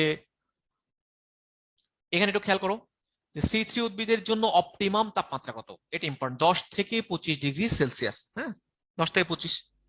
তারপর মনে রাখতে হবে এই কোশ্চেন আসতে পারে যে সি3 উদ্ভিদের জন্য কার্বন ডাইঅক্সাইড, কার্বন ডাইঅক্সাইড কত থাকতে হবে বাতাসের মধ্যে, কত থাকতে হবে, 50 থেকে 150 ppm পার্টস পার মিলিয়ন। তার মানে কার্বন ডাইঅক্সাইডের উপস্থিতিতে স্মৃতি চক্র কি হয়, ভালো হয়, এটা মনে রাখতে হবে। আর এখানে তোমার সি3 উদ্ভিদে কি গ্রানাম কয় ধরনের, একই ধরনের, হ্যাঁ এক ধরনের। তারপর আরো আসে এই যে যে সি3 উদ্ভিদে তোমার প্রথম কার্বন ডাইঅক্সাইড গ্রহীতা, এটা খুবই ইম্পর্টেন্ট কোশ্চেন আসছে এটা, যে সি3 উদ্ভিদে প্রথম কার্বন ডাইঅক্সাইড গ্রহীতা কি, মনে রাখতে হবে কি রাইবোলোজ 1,5 বিসফসফেট। আর প্রথম স্থায়ী পদার্থ আমরা মাত্র বললাম, তার কেলভিন দিয়ে কোশ্চেন আসতে পারে সি3, কারণ কেলভিন যে কথা সি3 তো সেম কথা। তাহলে কেলভিন চক্রের প্রথম কার্বন গ্রহীতা কে বা সি3 চক্রের প্রথম স্থায়ী পদার্থ কি, সবগুলোর অ্যান্সার কি 3 ফসফোগ্লিসেরিক। এই কথাগুলো আমরা অনেক জায়গায় পাবো, এইগুলোই পরীক্ষার জন্য খুব ইম্পর্টেন্ট। তারপর আসো উদ্ভিদ দেহে ট্রান্সপোর্ট হয় কোনটা, সুক্রোজ, কোনটা সুক্রোজ, সুক্রোজকে বলে ট্রান্সলোকেটেড সুগার বলে। হ্যাঁ, এখন আসো যেটা সেটা হচ্ছে প্রথম কথা হচ্ছে আলোক বা ফটো রেসপিরেশন। আলোক ফটো রেসপিরেশন শর্ত কি কি, কোশ্চেন শর্ত, শর্ত তীব্র আলো, অধিক তাপমাত্রা কত 30°C উপরে। হ্যাঁ, তারপর তোমার হচ্ছে তীব্র আলো, অধিক তাপমাত্রা, তারপর তোমার হচ্ছে কার্বন ডাইঅক্সাইডের পরিমাণ কম, অক্সিজেন পরিমাণ বেশি। চারটা শর্ত আসতে পারে যে আলোক শোষণ বা ফটো রেসপিরেশনে শর্ত কি, শর্ত নিচের কোনটা বা কোনটা নয়, এবার কোশ্চেনগুলো দিতে পারে। তারপর আরেকটা হচ্ছে ফটো রেসপিরেশন প্রক্রিয়ায় তোমার যে কয়টা অঙ্গাণু অংশগ্রহণ করে, তিনটা অঙ্গাণু, ক্লোরোপ্লাস্ট, পারক্সিসোম, যেখানে 3 আছে সেখানে মনে রাখবা, সেখানে 9 দিয়ে কোশ্চেন করার সম্ভাবনা বেশি, কারণ তার জন্য সুবিধা। ফটো রেসপিরেশন প্রক্রিয়ায় মানে কোন অঙ্গে সংগঠিত হয় না কোশ্চেন দিতে পারে। তিনটা এখান থেকে দিয়ে দিল, আরেকটা ধরো দিয়ে দিল ধরো সেন্ট্রিওল, হতে পারে। তো যেটা বললাম যে ফটো রেসপিরেশনটা তোমার কাদের হয়, এটা সবার আগে ইম্পর্টেন্ট, যে ফটো রেসপিরেশন কাদের হয়, কোন উদ্ভিদের, মনে রাখবা C3 উদ্ভিদের। ফটো রেসপিরেশন হবে C3 উদ্ভিদের। আসতে পারে যে ফটো রেসপিরেশনের কারণে C3 উদ্ভিদের সালোক সংশ্লেষণ বা ফটোসিনথেসিস কত পার্সেন্ট কমতে পারে, 25, 50, 75, 100, মনে রাখবে 25% কমতে পারে। তারপর তোমার আলোক শোষণ, আর তারপর আরেকটা কোশ্চেন আসতে পারে যে ফটো রেসপিরেশন বা আলোক শোষণ কত মন এটিপি তৈরি হবে, এটা কোশ্চেন আসতে পারে। মনে রাখবা আলোক শোষণ বা ফটো রেসপিরেশনে নো এটিপি, হ্যাঁ, কোনো এটিপি তৈরি হয় না। তাহলে এখানে মনে রাখবা, এখানে মনে রাখবা নো এটিপি, কোনো এটিপি তৈরি হয় না, এটা ইম্পর্টেন্ট। তাহলে ফটো রেসপিরেশন শোষণ পড়বা, ফটো আলোক একটা প্রক্রিয়া, পাঠ্যটা পড়বা। হ্যাঁ, যে বললাম যে কোথায় C3 উদ্ভিদে হয়, এই কথাগুলো তোমার ইম্পর্টেন্ট। আর শ্বসনের সাথে কি কেলভিন চক্রের কোনো সম্পর্ক নাই, বাট কেলভিন চক্রের উপর নির্ভরশীল কে, ফটো রেসপিরেশন। এগুলো কোশ্চেনের জন্য ইম্পর্টেন্ট, যেগুলো আমরা মাত্রই পড়লাম। এখানে পরে তোমার রিভিশন হবে। হেড স্লেক বা C4 চক্র বলি, তাহলে হেচ এন্ড স্লেক চক্র, এটা আবিষ্কার করছে কে, হেচ এন্ড স্লেক কোথায় আবিষ্কার করছে, হ্যাঁ, ইক্ষু উদ্ভিদের মধ্যে, অস্ট্রেলিয়াতে ইক্ষু উদ্ভিদের মধ্যে প্রথম। তাহলে তোমার C4 চক্র প্রথম আবিষ্কৃত হয় কোথায়, ইক্ষু উদ্ভিদের, এটা কম ইম্পর্টেন্ট। হ্যাঁ, তারপর আসো যে ভুট্টা সাইন্টিফিক, আমরা জানি জিএমএস, হ্যাঁ, জিএমএস হলো ভুট্টা সাইন্টিফিক নেম, ইম্পর্টেন্ট। তাহলে এই চক্রের একটা C4 চক্রের একটা নাম কি, ডাইকার্বক্সিলিক চক্র, কারণ আমরা জানি কি দুইটা কার্বক্সিলিক মূলক থাকে, দুইটা কার্বক্সিলিক মূলক থাকে বিধায় এটার নাম হচ্ছে ডাইকার্বক্সিলিক চক্র। তাহলে দেখো বর্তমানে তোমার কতটা গোত্রের উদ্ভিদে এই যে ডাইকার্বক্সিলিক চক্র বা C4 চক্র আবিষ্কৃত হয়েছে, মনে রাখবা 16টি গোত্রে, হ্যাঁ, 16টা গোত্র আবিষ্কৃত হয়েছে। তারপরে আসো যে আসতে পারে যে C4 উদ্ভিদের ক্ষেত্রে মানে ফটো রেসপিরেশন নিচের কোনটাতে হয় না, তাহলে C4 ক্ষেত্রে হয় না, এটা খুব ইম্পর্টেন্ট যে C4, তাহলে ফটো রেসপিরেশন হয় শুধু কার C3 তে। তারপরে আসো যে উদ্ভিদের মধ্যে কত প্রকার C4 গতিবিধি লক্ষ্য, 3 প্রকার। 3 প্রকার আসতে পারে কি কি, যেমন NADP মেলিক এনজাইম প্রকার আছে একটা, NADP মেলিক, হ্যাঁ, একটা হচ্ছে NADP মেলিক এনজাইম প্রকার, একটা NAD মেলিক এনজাইম প্রকার, একটা হচ্ছে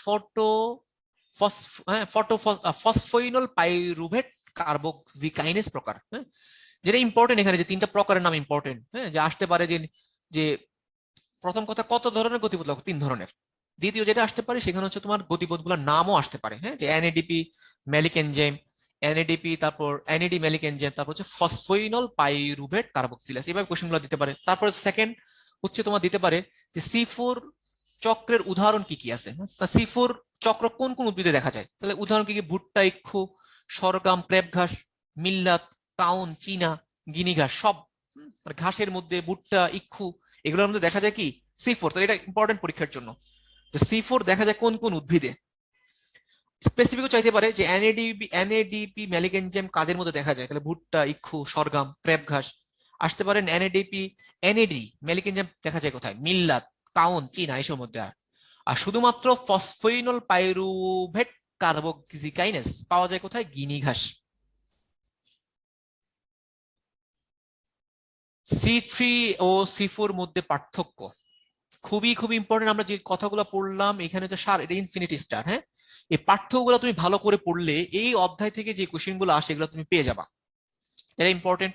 এই যে প্রথম একটা, এই যে এখানে ক্রেন জেনাটমি দেখা যায় কার, C4, এটা ইম্পর্টেন্ট। C4 মনে রাখবো, আমরা জানি কি C4 হচ্ছে সবকিছু বেশি, C4 এ ম্যাক্সিমাম জিনিস বেশি, C3 তে কম। এইভাবে আমরা মনে রাখতে পারি ট্রেন জেনাটমি দেখা যায় কোন উদ্ভিদে, C4 উদ্ভিদে, কোশ্চেন আসতে পারে। তারপরে আবার দিতে পারে C4 এর জায়গায় হেসলেকেও দিয়ে দিতে পারে, অথবা দিতে পারে ডাইকার্বক্সিলের চক্র কোথায় সম্পাদিত এটাও দিয়ে দিতে পারে। তারপরে আসো যে আমরা C4 উদ্ভিদে কত ধরনের ক্লোরোপ্লাস্ট পাই? 2 ধরনের। এটা ইম্পর্টেন্ট, হ্যাঁ। এটা হচ্ছে তোমার মেসোফিল ক্লোরোপ্লাস্ট, এটা বান্ডল শীট ক্লোরোপ্লাস্ট। তারপর তোমার হচ্ছে ইম্পর্টেন্ট এখানে তোমার হচ্ছে যে শীত প্রধান অঞ্চলে কোন ধরনের উদ্ভিদের মানে কোন ধরনের উদ্ভিদ উৎপত্তি লাভ করছে? C3 উদ্ভিদ। আবার বেশিরভাগ C4 উদ্ভিদ কোন ধরনের পরিবেশে জন্মগ্রহণ উৎপত্তি লাভ করছে? উষ্ণমণ্ডল। C4 হচ্ছে উষ্ণমণ্ডল, C3 হচ্ছে শীত প্রধান। তারপর কোশ্চেন আসতে পারে শালক সংশ্লেষণ হার সবচেয়ে বেশি কোন উদ্ভিদে পাওয়া যায়? তাহলে মনে রাখবা C4 উদ্ভিদে সবকিছু দেখো বেশি বেশি, এভাবে মনে রাখবা যে C4 এ সবকিছু বেশি মনে রাখবা, তাই তোমার এটা মনে রাখতে সুবিধা হবে। আসতে পারে যে সালোকসংশ্লেষণ হার কম, মানে তুলনামূলক কম কার? C3। তারপর আসতে পারে উদাহরণগুলোতে বললামই যে আসতে পারে যে মানে কত পার্সেন্ট উদ্ভিদে আমরা C3 পাবো? 20%, 50%, 85% নাকি 90%? তাহলে 85% উদ্ভিদে আমরা পাবো C3। মানে আমাদের চারপাশে যে উদ্ভিদগুলো মেইনলি বেশিরভাগ হলো তোমার C3। একটা জিনিস ব্যতিক্রম, যে কার্বন ডাইঅক্সাইডের ঘনত্ব কম হইলেও চলবে কে? C4। আর কার্বন ডাইঅক্সাইড ঘনত্ব কি কম হইলে কিন্তু চলবে না কে? C3। এগুলো এভাবে একটু পড়তে হবে। যা আমরা বললাম যে ক্রেন জেনারেটর দেখা যায় কার, এটা ইম্পর্টেন্ট পরীক্ষার জন্য। C4 উদ্ভিদে পাওয়া যায়, একটা কথা ইম্পর্টেন্ট। তারপরে এখানে তোমার আরেকটা আসতে পারে ক্রেন অ্যানাটমি বলতে কি বোঝায়? তাহলে কি বোঝায়? এটা মেসোফিল টিস্যুর বলয়, যে তোমার বান্ডুল শীতের চারদিকে ক্লোরোপ্লাস্ট যুক্ত মেসোফিল টিস্যুর যে বল হয় সেটাকে আমরা বলি ক্রেন অ্যানাটমি। তারপরে খেয়াল করো কেলভিন চক্র এবং হেচ এন্ড স্লেক চক্রের পার্থক্য সেম কথা। C3 যে কেলভিন মানে C3 আর হেচ এন্ড স্লেক মানে কি C4। তাহলে C3 যে কথা C4 ও সেম, মানে কেলভিন সেম কথা। C4 যে কথা হেচ এন্ড স্লেক ও সেম কথা। এটা আর একটা ইনফিনিটি স্টার বক্স, মানে এই বক্স গুলো পড়লে তোমার যেগুলো পরীক্ষায় আসে, যেমন পরীক্ষায় আসে তোমার এই যে বললাম ফটো রেসপিরেশন কার মধ্যে হয়? C3 কেলভিন চক্র মানে C3। কোশ্চেন আসে যে C3 চক্রে বা কেলভিন চক্রের প্রথম কার্বন ডাইঅক্সাইড গ্রহীতা কে বা প্রাথমিক গ্রহীতা কে? RUBP বা রাইবোলোজ 1,5 বিসফসফেট। বা কোশ্চেন আসে এইচ এন স্লেক চক্রে বা C4 চক্রে প্রথম কার্বন ডাইঅক্সাইড গ্রহীতা কে বা প্রাথমিক কার্বন গ্রহীতা কে? PEP মানে ফসফোইনল পাইরুভিক অ্যাসিড। আবার কোশ্চেন আসে যে C3 চক্রে প্রথম কার্বন ডাইঅক্সাইড ফিক্সিং এনজাইমের নাম কি? রুবিস্কো, যেটা সবচেয়ে গুরুত্বপূর্ণ এনজাইম। আর C4 এ কোনটা? ফসফোইনল পাইরুভিক অ্যাসিড কার্বক্সিলেজ। তারপর আরেকটা খুবই কোশ্চেন আসে যে কেলভিন চক্রে প্রথম স্থায়ী দ্রব্যের নাম কি? তাহলে 3PGA 3 ফসফোগ্লিসারিক অ্যাসিড। আবার C4 চক্রে প্রথম উৎপন্ন পদার্থের নাম কি? প্রথম স্থায়ী দ্রব্যের নাম কি? অক্সালো অ্যাসিটিক অ্যাসিড। স্থায়ী দ্রব্য দিয়ে কোশ্চেনটা আসে, প্রথম উৎপন্ন পদার্থ নাম কি? এটা দিয়ে কোশ্চেন আসে। তো এই কথাগুলো তোমার মনে রাখতে হবে। আদর্শ তাপমাত্রা ইম্পর্টেন্ট, আগেই বলছি। কেলভিন চক্রের আদর্শ তাপমাত্রা কত? হেচেন স্লেক বা C4 চক্রের আদর্শ তাপমাত্রা কত? এগুলো তোমার কোশ্চেনের জন্য পরীক্ষার জন্য ইম্পর্টেন্ট।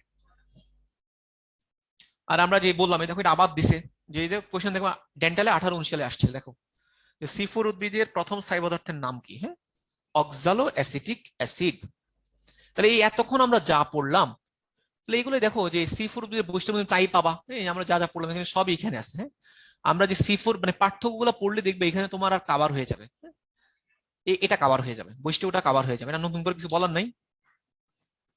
C3 এর গুরুত্ব, C4 উদ্ভিদের গুরুত্ব, ওই যে সেম দেখো এই যে তাপমাত্রাটা, যে ক্রেন অ্যানাটমি থাকে আমরা যেগুলো একটু আগে বললাম। হ্যাঁ, তারপর তোমার যে এটা হলো তোমার কার্বন, দেখো কার্বনের ঘনত্ব কম হইলেও চলতে পারে। এটা যদি আসতে পারে যে কম কার্বন ডাইঅক্সাইড ঘনত্বে বা কম ঘনত্বের কার্বন ডাইঅক্সাইডে কোন প্রক্রিয়া চলতে পারে? C4। C3 কিন্তু চলতে পারে না, তখন C3 বন্ধ হয় কি হয়? Photo respiration. এখানে আমরা বলি C3 এর ক্ষেত্রে হয় ফটো রেসপিরেশন, C4 ক্ষেত্রে হয় না। আর আসতে পারে CM প্রক্রিয়াটা কোন গোত্রের উদ্ভিদের? ক্রাসুলেসি। তাহলে ক্রাসুলেসিয়ান ক্রাসুলেসি মনে রাখবা। উদ্ভিদ দিয়ে নাম আসে তাহলে কোন উদ্ভিদের পাতায়? পাথরগুচি গোত্রের উদ্ভিদে। CM প্রক্রিয়া কোন উদ্ভিদে হয়? ক্রাসুলেসিয়ান গোত্রে হয়। তারপরে আসো এখান থেকে, আর আমরা জানি পাথরকুচির পত্ররন্ধ্র কি ব্যতিক্রম? হ্যাঁ, রাতে খোলা থাকে দিনে বন্ধ থাকে, এটা আমরা আগে থেকে জানি। আরেকটা খুব ইম্পর্টেন্ট কোশ্চেন, যে সালোক সংশ্লেষণ প্রক্রিয়ায় যে অক্সিজেনটা আসে, অক্সিজেন উৎস কি? অক্সিজেন উৎস হচ্ছে পানি। এটা কথাটা ইম্পর্টেন্ট পরীক্ষার জন্য।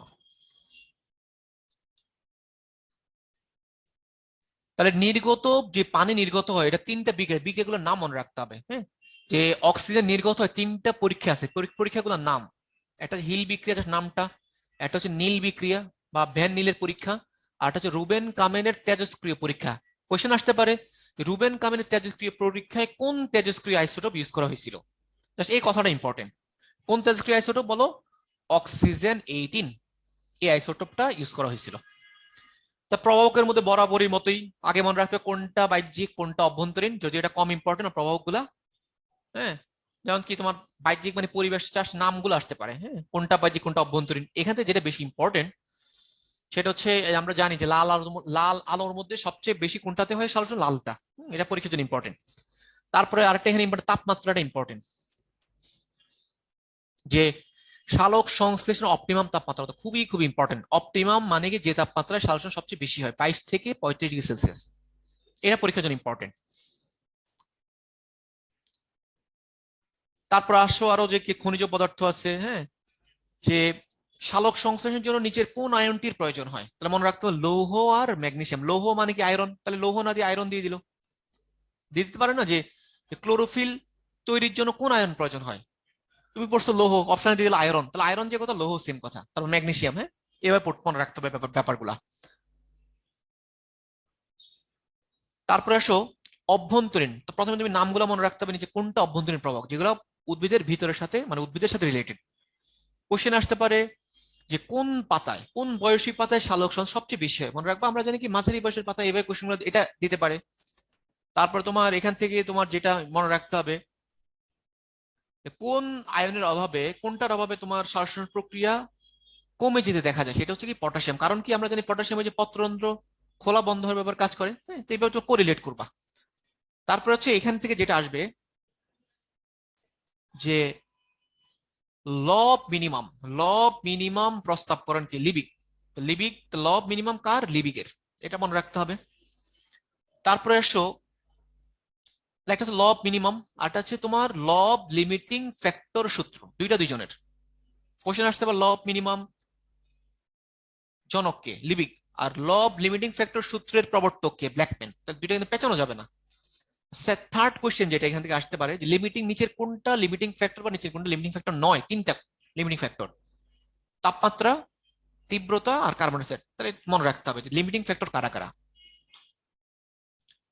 তারপর আসো যে কোশ্চেন আসতে পারে সালোক সংশ্লেষণ হার সবচেয়ে বেশি কোথায়। মনে রাখবা 30 থেকে 35 ডিগ্রি সেলসিয়াস। দেখো অপটিমাম তাপমাত্রা, দেখো এখানে আরেকটা দিচ্ছে, ঝামেলা লাগাবা না। আমি তোমাকে বলি যদি কোশ্চেনে আসে সালোক সংশ্লেষণ অপটিমাম তাপমাত্রা কত, যদি অপশনে যদি 22 থেকে 35 থাকে 22 থেকে 35 লাগাবা। যদি 22 থেকে 35 না থাকে তাহলে কি লাগাবা, 30 থেকে 35, দুইটা। হ্যাঁ, তাহলে তো আমাকে মনে রাখতে হবে যে অপটিমাম তাপমাত্রার ক্ষেত্রে 22 থেকে 35, 22 থেকে 35 লাগাবো। 22 থেকে 35 না থাকলে 30 থেকে 35। অথবা যদি ডিরেক্টলি কোশ্চেন আসে সালোক সংশ্লেষণ হার সবচেয়ে বেশি কোন তাপমাত্রা, তাহলে তোমার সরাসরি দাগাইতে হবে কি 30 থেকে 35। 3টা কনফিউশন। এক নম্বর কনফিউশন 22 থেকে 35 নিয়ে। যদি আসে সালোক সংশ্লেষণ অপটিমাম তাপমাত্রা কোনটা, অবশ্যই দাগাইতে হবে 22 থেকে 35। এটা কোশ্চেনের জন্য ইম্পর্টেন্ট। যদি 22 থেকে 35 না থাকে তাহলে দাগাবা 30 থেকে 35। যদি সরাসরি কোশ্চেন আসে সালোক সংশ্লেষণের হার সবচেয়ে বেশি কোথায়, তাহলে সবচেয়ে বেশি কোন হয় কোন তাপমাত্রা, 30 থেকে 35। তারপরে আসো সালোক সংশ্লেষণ হার কাকে বলা হয়। তো মনে রাখবা যে এসব হার মানে কি, মানে উৎপাদ বাই বিক্রিয়ক, মানে উৎপাদ কি oxygen, oxygen by carbon dioxide অনুপাতকে বলে হার। সেই কথাটা ইম্পর্টেন্ট। এই যে দেখো নর্মালি আসতে পারে যে নর্মালি সালোকসংশ্লেষণ হার কত, 1 2 3 4 5, তাহলে 1 নর্মালি হচ্ছে 1। তারপর এখানে আসো যে আলো, হ্যাঁ, আমরা জানি যে সালোক সংশ্লেষণ 4টা আলো বেশি কাজ করে, তার মধ্যে সবচেয়ে বেশি লাল। আর সর্বাধিক সক্রিয় কি লাল নীল। যদি অপশনে লাল না থাকে, যদি বললো যে সালোক সংশ্লেষণে যে সালোক সংশ্লেষণ প্রক্রিয়া সর্বাধিক সক্রিয় কোনটা, লাল থাকলে লাল লাগাবা, নীল থাকলে নীল লাগাবা। হ্যাঁ, এভাবে কোশ্চেন গুলো দিতে পারে। তারপরে হচ্ছে এখান থেকে আর ইম্পর্টেন্ট কি আছে তোমার যে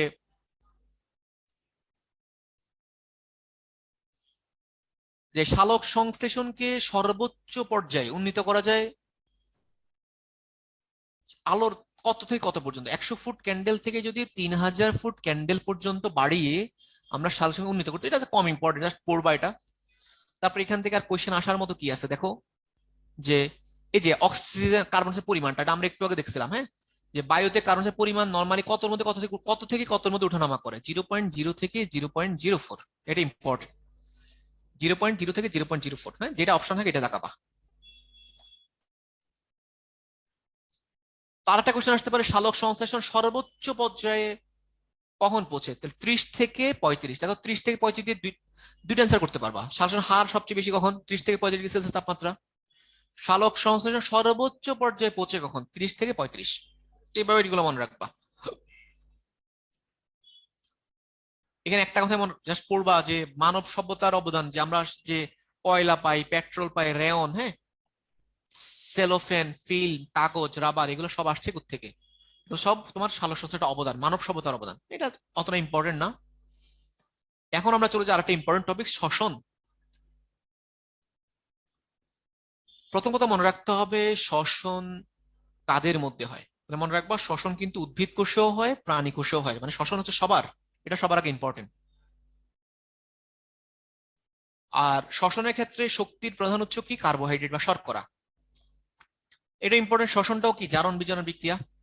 সবার আগে এখানে তোমার বিক্রিয়াটা মনে রাখতে হবে, হ্যাঁ, বিক্রিয়াটা ইম্পর্টেন্ট।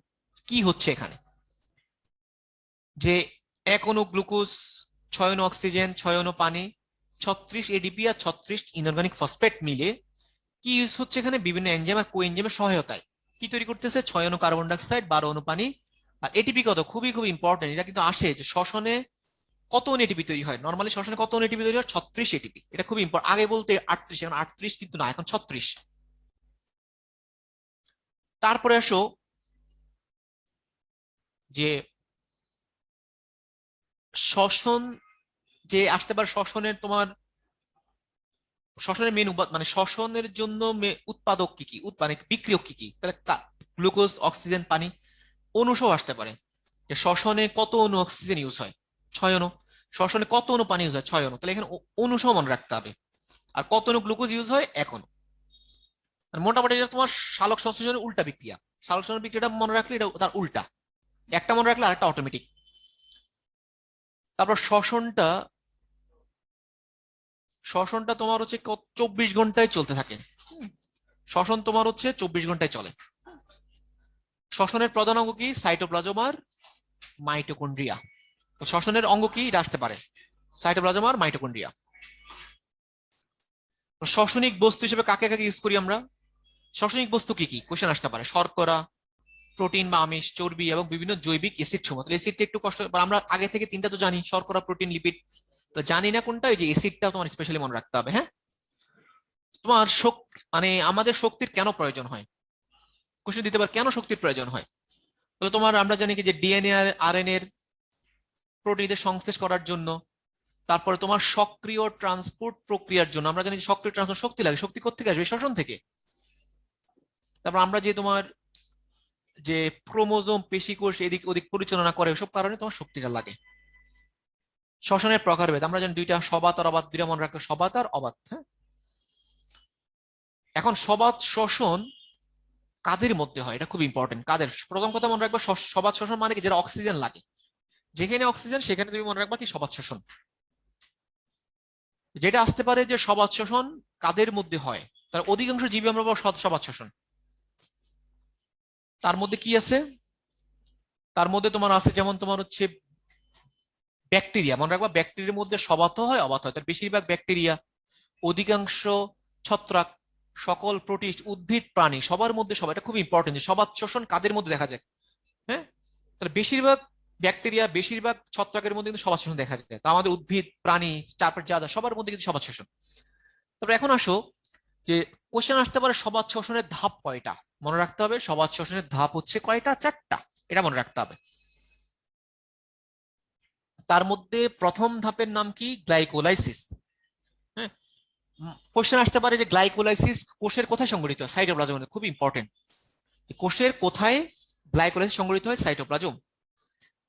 তারপরে তোমার গ্লাইকোলাইসিস আমরা জানি সবাত আসতে পারে, সবাত শ্বসন অবাত শ্বসনের অভিন্ন ধাপ কোনটা বা সাধারণ গতিপথ কোনটা, গ্লাইকোলাইসিস, দুইটার মধ্যে হয়। তারপর আরেকটা কোশ্চেন আসতে পারে, ইএমপি পাথওয়ে কাকে বলা হয়? গ্লাইকোলাইসিসকে। ইএমপি মানে তিনজন বিজ্ঞানী মিলে আবিষ্কার করছে, এই কারণে ইএমপি পাথওয়ে বলি। হ্যাঁ, তারপরে যে এটা আসতে পারে যে যে যে উদ্ভিদের ট্রান্সলোকেটেড সুগারের নাম কি? সুক্রোজ। কারণ এই সুক্রোজ রূপে সে পরিবাহিত হয়, আর যার কারণে সুক্রোজকে উদ্ভিদের প্রধান শ্বসনিক বস্তু হিসেবে ধরা উচিত কাকে? সুক্রোজকে।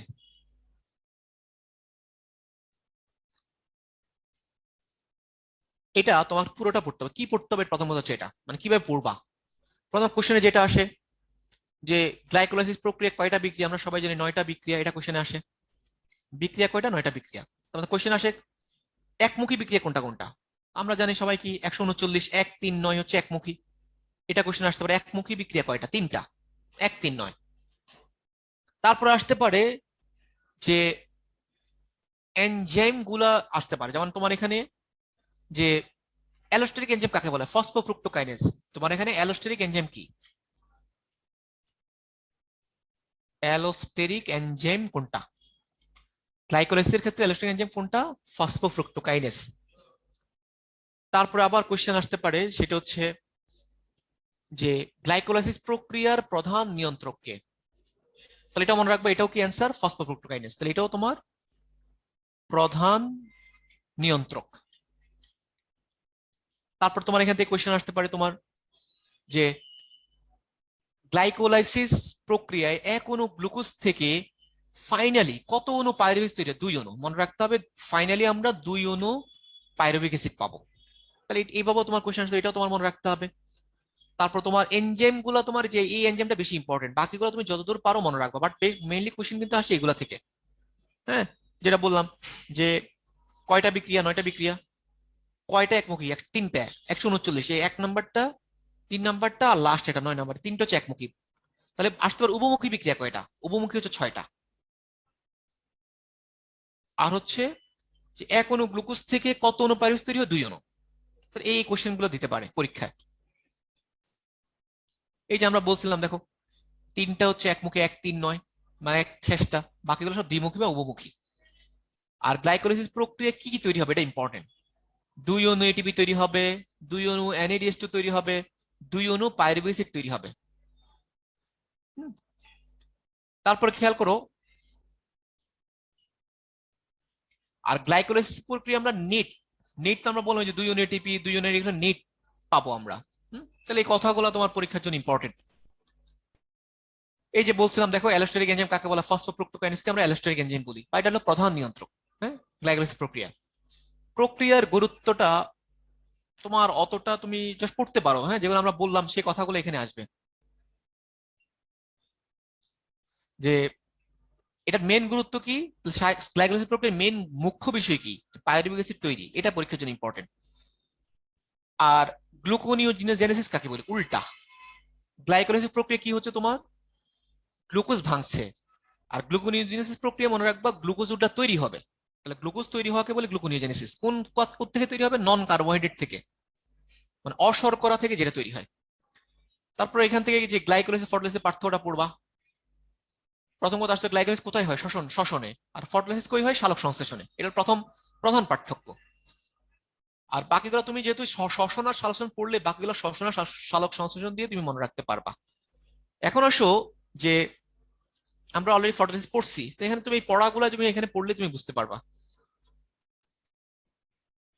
মানে এটা তোমার রিভিশন হবে যখন তুমি পড়বা। দেখো যখন আমরা পড়ছিলাম ফটোলিসিস থেকে ইলেকট্রন পাওয়া যায়, প্রোটন পাওয়া যায়, অক্সিজেন পাওয়া যায়, তোমার এটা কি হলো? রিভিশন হলো। দ্বিতীয় ধাপের নাম কি? প্রথম কথা হচ্ছে এটা পাইরুভিক অ্যাসিডের অক্সিডেশন কোথায় হয়, এটা ইম্পর্টেন্ট। মাইটোকন্ড্রিয়ার ম্যাট্রিক্স। আমরা জানি 4টা ধাপের মধ্যে শুধুমাত্র গ্লাইকোলাইসিসটা হয় সাইটোপ্লাজমে, বাকি সবগুলো হবে মাইটোকন্ড্রিয়া। তাহলে কোশ্চেন আসতে পারে যে পাইরুভিক অ্যাসিডটা কোষের কোথায় সংগঠিত হয়? মাইটোকন্ড্রিয়ার ম্যাট্রিক্স। তাহলে তোমার এখানে কি হয়? হ্যাঁ, দেখবে এখানে তোমার ডিকার্বক্সিলেশন প্রক্রিয়া, মানে কার্বন ডাইঅক্সাইড উৎপন্ন করে, এটা বলে ডিকার্বক্সিলেশন। তারপর কোশ্চেন আসতে পারে কি এখানে কি হয়? অক্সিডেশন বা জারণ হয়। হ্যাঁ, এর নামের মধ্যে তো আছে অক্সিডেশন। তারপর পাইরুভিক অ্যাসিড থেকে ফাইনালি কি পাবা? মনে রাখবা 2 অণু পাইরুভিক অ্যাসিড থেকে আমরা 2 অণু এসিটাইল কোয়ে পাবো। তাহলে এইগুলো তোমার পরীক্ষার জন্য ইম্পর্টেন্ট। কোশ্চেন আসতে পারে যে গ্লাইকোলাইসিস ও ক্রেবস চক্রের সংযোগকারী রাসায়নিক উপাদানের নাম কি? এসিটাইল কোয়ে। কোশ্চেন আসতে পারে যে লিঙ্ক, যে যে লিঙ্ক রিঅ্যাকশন কাকে বলা হয়, নিচের কোনটা লিঙ্ক রিঅ্যাকশন? অ্যান্সার কি? পাইরুভিক অ্যাসিড থেকে যে এসিটাইল কোয়ে তৈরি হচ্ছে ওই বিক্রিয়াটাকে আমরা কি বলি? Link reaction. তাহলে এখানে কয়েকটা কথা আমার মনে রাখতে হবে যে পাইরুভিক অ্যাসিডের ক্ষেত্রে ডিকার্বনেশন হয়, অক্সিডেশন হয়, কার্বন ডাইঅক্সাইড তৈরি হয়, এসিটাইল কোয়ে তৈরি হয়। আর এসিটাইল কোয়েটাকে কি বলা হয় তোমার? বলা হয় তোমার হচ্ছে সংযোগকারী রাসায়নিক উপাদান কার কার মধ্যে? গ্লাইকোলাইসিস আর ক্রেবস চক্রের মধ্যে। আর এসিটাইল কোয়ে উৎপাদনকারী বিক্রিয়াটার নাম কি? Link reaction. 3 নাম্বার ধাপ সাইট্রিক অ্যাসিড চক্র। তৃতীয় ধাপ, তৃতীয় ধাপের নামটা কি? সাইট্রিক অ্যাসিড চক্র, মানে একটার পর একটা হবে কিন্তু। সাইট্রিক অ্যাসিড চক্র বা ক্রেবস চক্র বলি। কোথায় হয়? এটাও দেখো মাইটোকন্ড্রিয়ার ম্যাট্রিক্স। এখানে কি হচ্ছে দেখো, যে এসিটাইল কোয়ে অক্সালাইসিস যুক্ত হয়ে তোমার কার্বন ডাইঅক্সাইড তৈরি হবে, শক্তি তৈরি হবে। কি কি? এটিপি, এফএডিএস2, তিনটা শক্তি তৈরি হবে এখানে। এটিপিও তৈরি হবে, এফএডিএস2 তৈরি হবে, এনএডিএস2 তৈরি হবে। তারপরে খেয়াল করো যে এক্ষেত্রে হ্যাঁ, যে ক্রেবস চক্রের ক্ষেত্রে তোমার প্রথম উৎপন্ন পদার্থের নাম কি বলে? সাইট্রিক অ্যাসিড বলে, সাইট্রিক অ্যাসিড। হ্যাঁ, তাহলে এই কথাগুলো তোমাকে মনে রাখতে হবে। আর ক্রেবস কেন বলি? বিজ্ঞানীর নাম sir Hans Krebs. Citric acid কেন বলি? কারণ এই চক্রের গুরুত্বপূর্ণ পদার্থের নাম হচ্ছে সাইট্রিক অ্যাসিড, এই কারণে চক্রের নাম হচ্ছে কি? Citric acid. তারপরে এখানে মনে রাখতে হবে তোমার যে এটার নাম টিসিএ সাইকেল কেন বলে? এটার একটা নাম হচ্ছে টিসিএ সাইকেল, আরেকটা নাম কি? টিসিএ চক্র, ট্রাই কার্বক্সিল অ্যাসিড চক্র। কারণ কি? কারণ আমরা জানি যে সাইট্রিক অ্যাসিডের মধ্যে 3টা কার্বক্সিলিক মূলক থাকে। কয়টা? 3টা।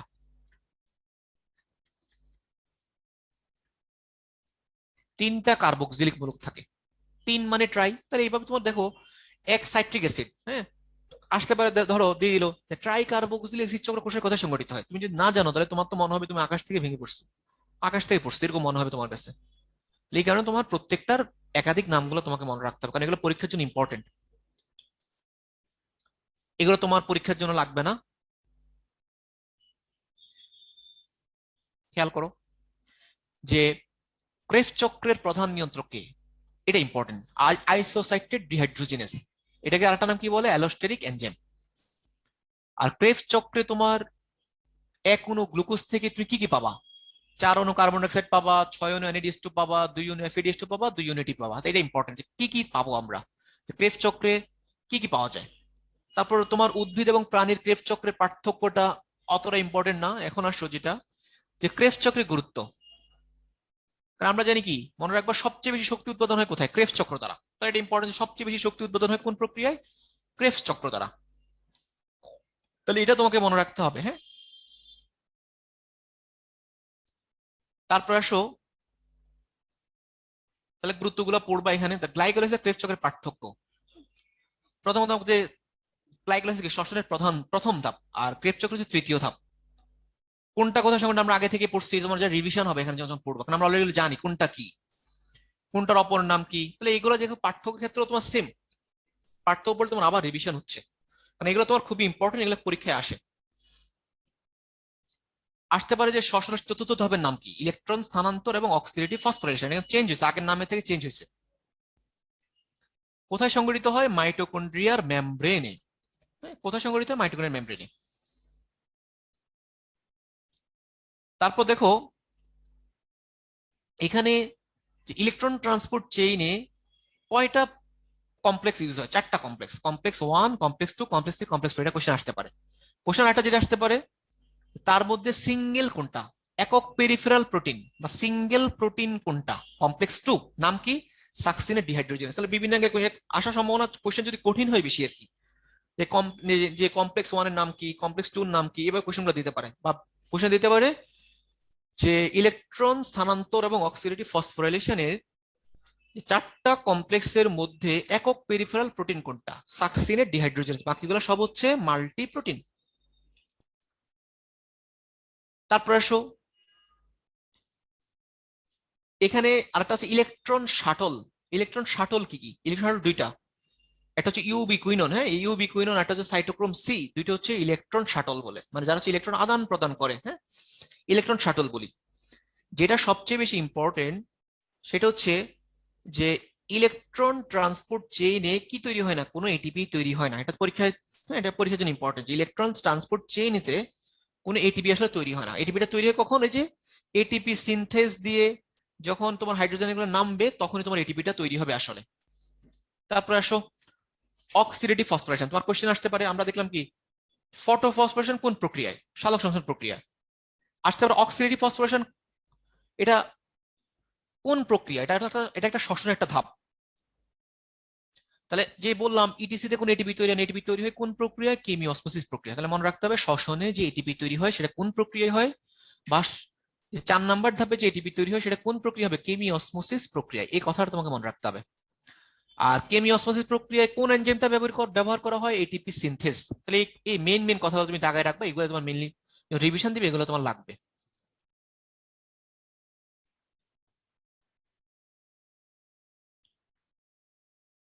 আর কেমিওসমোসিস মানে কি, কেমিওসিস প্রক্রিয়ায় কি কি কাজে লাগানো হয়, কোষের প্রোটন মোটিভ ফোর্সকে।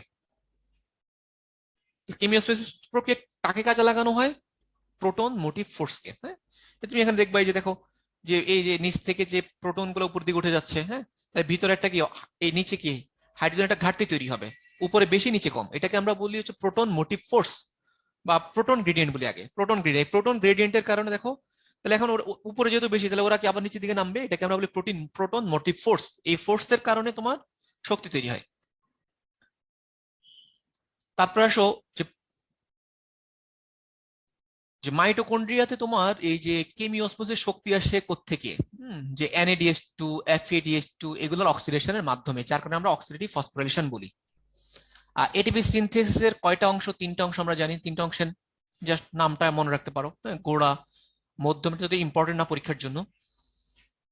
তারপরে আসো এটা আসতে পারে যে অক্সিজেনের অভাব হলে আমাদের প্রথম কোন কোষের মৃত্যু ঘটে, খুবই ইম্পর্টেন্ট, স্নায়ু কোষের, মানে আমাদের ব্রেনের মৃত্যু হয়, স্নায়ু কোষের মৃত্যু হয় প্রথমে। তারপর সব ফটো ফসফেট অক্সিডেশন, আমরা এতক্ষণ বললাম কোনটা কার, ফটো হলো সালোকসংশ্লেষণ প্রক্রিয়ার, অক্সি হলো সবাত শোষণ প্রক্রিয়ার। হ্যাঁ, তার মানে তোমার যে আণবিক আসতে পারে, যে আণবিক অক্সিজেনের প্রয়োজন হয়। তাহলে মনে রাখতে হবে আমরা যে 4টা ধাপ পড়লাম শ্বসনের মধ্যে, 4টা ধাপের মধ্যে একমাত্র অক্সিজেনের প্রয়োজন হয় কোনটা, অক্সিডেটিভ ফসফেট। 4 নাম্বার ধাপের তাকে একমাত্র অক্সিজেনের প্রয়োজন হয়, আর ফটো ফসফেটের কোনো অক্সিজেনের প্রয়োজন হয় না। তাহলে এগুলো তোমার এগুলো হচ্ছে মেইন কথা, এগুলো তোমার আসতে পারে। কোন কোথায় হয়, হ্যাঁ, ফটোফসফোরিলেশন হয় তোমার হচ্ছে ক্লোরোপ্লাস্টের থাইলাকয়েড মেমব্রেনে, আর এটা হয় তোমার পেস্টিতে। এই যে এ বক্স খুবই খুব ইম্পর্টেন্ট, ইনফিনিটি স্টার। আমরা অলরেডি জানি গ্লাইকোলাইসিস প্রক্রিয়া কি হয়, 2টা এটিপি, আবার 2টা NADH2 থেকে আবার কি হয়, এটিপি যে খরচ হয় আলটিমেটলি কি হবে, 2টা FADH2। মানে আলটিমেটলি আমরা মনে রাখবা গ্লাইকোলাইসিস কয় এটিপি বা 6 এটিপি। কারণ আমরা জানি কি NADH2 গুলা ইলেকট্রন ট্রান্সপোর্টের চেইনে গিয়ে কি হবে, এটিপি তে কনভার্ট হবে। দেখলাম তোমাকে মনে রাখতে হবে যে গ্লাইকোলাইসিস প্রক্রিয়ায় টোটাল 6 এটিপি পাবা, পাইরুভিক অ্যাসিড প্রক্রিয়া 2 এনএডি, আমরা জানি কি একটা NADH2 মানে 3 এটিপি, তার মানে এখানে পাইরুভিক অ্যাসিড কয়টা এটিপি পাবা, 6, এটাও 6। আর ক্রেবস চক্রে কি কি পাচ্ছ, খুব ইম্পর্টেন্ট, হ্যাঁ, আসতে পারে ক্রেবস চক্রে কত এটিপি পাওয়া যায়, মনে রাখবা টোটাল হচ্ছে 24 এটিপি। ক্রেবস চক্রে আমরা টোটাল 24 এটিপি পাবো। তোমার এই যে 6 NADH2, 2 FADH2, 2 এটিপি সবগুলো মিলে 24 এটিপি হবে, টোটাল তোমার কত, 36। তারপর আসলে আমরা জানি কি এক অনু এটিপি থেকে আমরা কত কিলো ক্যালোরি পাই, 10 কিলো ক্যালোরি। তাহলে মনে রাখবা 36 এটিপি থেকে আমরা 360 কিলো ক্যালোরি পাবো। আর আর আমাদের কার্যক্ষমতা কত, কার্যক্ষমতা হচ্ছে 55.4%, অথবা অনেকের মধ্যে 40%, দুইটা ইম্পর্টেন্ট, হ্যাঁ, যেটা কোশ্চেনে থাকে। বেশি ইম্পর্টেন্ট হচ্ছে তোমার এই যে আসতে পারে ক্রেবস চক্র কোষের যে সবচেয়ে শক্তি উৎপাদন হয় কোন প্রক্রিয়ায়, কোন চক্রে, তাহলে ক্রেবস চক্র বা টিসিএ চক্র বা ট্রাইকার্বক্সিলিক অ্যাসিড চক্র। হ্যাঁ, তারপরে আসো যে অবাত শ্বসন। হ্যাঁ, কোনো অক্সিজেন লাগে না আমরা জানি, তাহলে গ্লুকোজ থেকে ইথানল তৈরি হবে, সাথে কি কার্বন ডাইঅক্সাইড, 2 অণু ইথানল 2 অণু কার্বন ডাইঅক্সাইড, আর কি 20 কিলো ক্যালোরি শক্তি। কোশ্চেন আসতে পারে অবাত শোষণে কত কিলো ক্যালোরি শক্তি তৈরি হয়, 20 কিলো ক্যালোরি। অথবা আসতে পারে অবাত শোষণে কত এনএটিপি তৈরি হয়, 20 কিলো, আমরা জানি কি 10 কিলো ক্যালোরিতে 1 এটিপি, তার মানে 20 কিলো ক্যালোরি মানে কি 2 এটিপি। তাহলে যদি কোশ্চেন আসে অবাত শোষণে কত এনএটিপি তৈরি হবে, তাহলে অ্যান্সার হবে কি 2 এটিপি। গ্লাইকোলাইসিসের যে অবাত শোষণ ধাপ কয়টা, 2টা। আমরা জানি গ্লাইকোলাইসিস 2টার মধ্যে আছে, একটা পাইরুভিক অ্যাসিড, দেখো অসম্পূর্ণ জারণ, কোশ্চেন দিল যে নিজের কোনটি অবাত শোষণের ধাপ, দিল পাইরুভিক অ্যাসিডের জারণ, পাইরুভিক সম্পূর্ণ জারণ, পাইরুভিক অসম্পূর্ণ জারণ, কোনোটাই নয়। তাহলে অ্যান্সার হবে পাইরুভিক অসম্পূর্ণ জারণ, অসম্পূর্ণ কথাটা মনে রাখতে হবে। তাহলে এখানে মনে রাখবা যে গ্লাইকোলাইসিস আমরা জানি সেম আগেরটার মতো, হ্যাঁ সেম। কিন্তু কথা হচ্ছে আগেরটা অনুযায়ী 2 ইউনিট ইস টু, তাহলে 2 unit is two 2 unit B, 2 unit B তোমরা পাচ্ছি আলটিমেটলি, তাহলে 2 ইউনিট ইস টু যাই কই মনে রাখবা 2 ইউনিট ইস টু তৈরি হয়ে খরচ হয়ে যায়। কি তৈরি হবে? ইথানল তৈরি হবে অথবা ল্যাকটিক অ্যাসিড, দুইটা যে কোনো একটা, ডিপেন্ড করে এনজাইমের উপর। তাহলে পাইরুভিক অ্যাসিড দ্বারা কি কি তৈরি হতে পারে? ইথানলও তৈরি হতে পারে, ল্যাকটিক অ্যাসিড তৈরি হতে পারে। মনে রাখবা যদি ল্যাকটিক অ্যাসিড তৈরি হয় তাহলে কোনো কার্বন ডাই অক্সাইড পাবো না। তার আসো যে অ্যালকোহলিক বা ইথানল সৃষ্টি কোথায় হবে? ইস্ট নামক ছত্রাক, কতিপয় ব্যাকটেরিয়া, পেঁচাবা না, ইস্ট কিন্তু একটা ছত্রাক। তাহলে বেশিরভাগ ছত্রাকে হয় সবাত শোষণ, কিন্তু ইস্টের মধ্যে কোনটা হয়? অবাত শোষণ। এটা এটা ইম্পর্টেন্ট, ইস্ট একটা ছত্রাক। আবার বেশিরভাগ ব্যাকটেরিয়াতে হয় সবাত শোষণ, কতিপয় ব্যাকটেরিয়াতে হবে অবাত শোষণ। তাহলে এইগুলো তো পেঁচানো যাবে না, কিন্তু কোশ্চেনে কিন্তু বিভিন্ন অ্যাঙ্গেলে এগুলো দিতে পারে। এই যে বলছিলাম দেখো, অবাত শোষণে এখনো গ্লুকোজ ভেঙে 2 অণু ইথাইল অ্যালকোহল, 2 অণু কার্বন ডাইঅক্সাইড তৈরি হবে। সাথেই দেখো 2 এটিপি মানে 20 কিলোক্যালোরি শক্তি। তাহলে বিভিন্ন ভাবে কোশ্চেনটা দিতে পারে। এখানে তোমাকে মনে রাখতে হবে যে যে পাস্তুর ইফেক্ট, হ্যাঁ পাস্তুর ইফেক্ট জিনিসটা কি? পাস্তুর ইফেক্ট হচ্ছে তোমার সবাত শ্বসন থেকে ফার্মেন্টেশন পদ্ধতিতে প্রত্যাবর্তন করে, তখন তোমার ইস্ট ছত্রাক কি করে? গ্লুকোজকে 18 গুণ দ্রুত মেটাবলাইজ করে। তাহলে এই যে পাস্তুর ইফেক্ট হচ্ছে কত গুণ দ্রুত গ্লুকোজকে মেটাবলাইজ করা? 18 গুণ দ্রুত। এটা তোমার মনে রাখতে হবে। তারপর দেখো ল্যাকটিক অ্যাসিড তৈরি। তাহলে আমরা বলছিলাম যে অবাত শোষণে তোমার ইথাইল অ্যালকোহল এবং কার্বন তৈরি হতে পারে অথবা ল্যাকটিক অ্যাসিড তৈরি হতে পারে। ল্যাকটিক অ্যাসিড দেখো কতিপয় ব্যাকটেরিয়া, দেখো এই যে কতিপয়, বাট বেশি ব্যাকটেরিয়াতে কি হবে? সবাত। তাহলে এইগুলো কিন্তু পরীক্ষায় দিতে পারে। হ্যাঁ আবার প্রাণী, প্রাণীর মধ্যে কোথায়? বিশেষ করে আমাদের পেশির মধ্যে। হ্যাঁ মনে রাখবা পেশির মধ্যে কি তৈরি হয়? Lactic acid. তাহলে প্রাণীতে মনে রাখবা যদি কোশ্চেন আসে যে প্রাণীতে মেনলি কোনটা হয়, মেনলি সবাত শোষণ। বাট প্রাণীর পেশিতে কোনটা হয়? প্রাণীর পেশিতে কোনটা হয়? অবাত শোষণ প্রক্রিয়া ল্যাকটিক অ্যাসিড তৈরি হয়। এটা তোমার মনে রাখতে হবে। আবার আসতে পারে অধিকাংশ আণুবীক্ষণিক জীবের শক্তি উৎপাদনের একমাত্র প্রক্রিয়া কি? অবাত শোষণ। অধিকাংশ আণুবীক্ষণিক জীব, দেখো বিক্রিয়াটা খেয়াল করো, পাইরুভিক অ্যাসিড থেকে যদি ল্যাকটিক অ্যাসিড তৈরি হয় তাহলে কোনো কার্বন ডাই অক্সাইড তৈরি হবে না। ফার্মেন্টেশন বা গাজন, ঠিক সেম, ফার্মেন্টেশন বা গাজনও তোমার কি কোষের বাইরে হবে, কোষের বাইরে অক্সিজেন। তাহলে ফার্মেন্ট কোথায় হয়? কোষের বাইরে। তাহলে ফার্মেন্টেশন কি?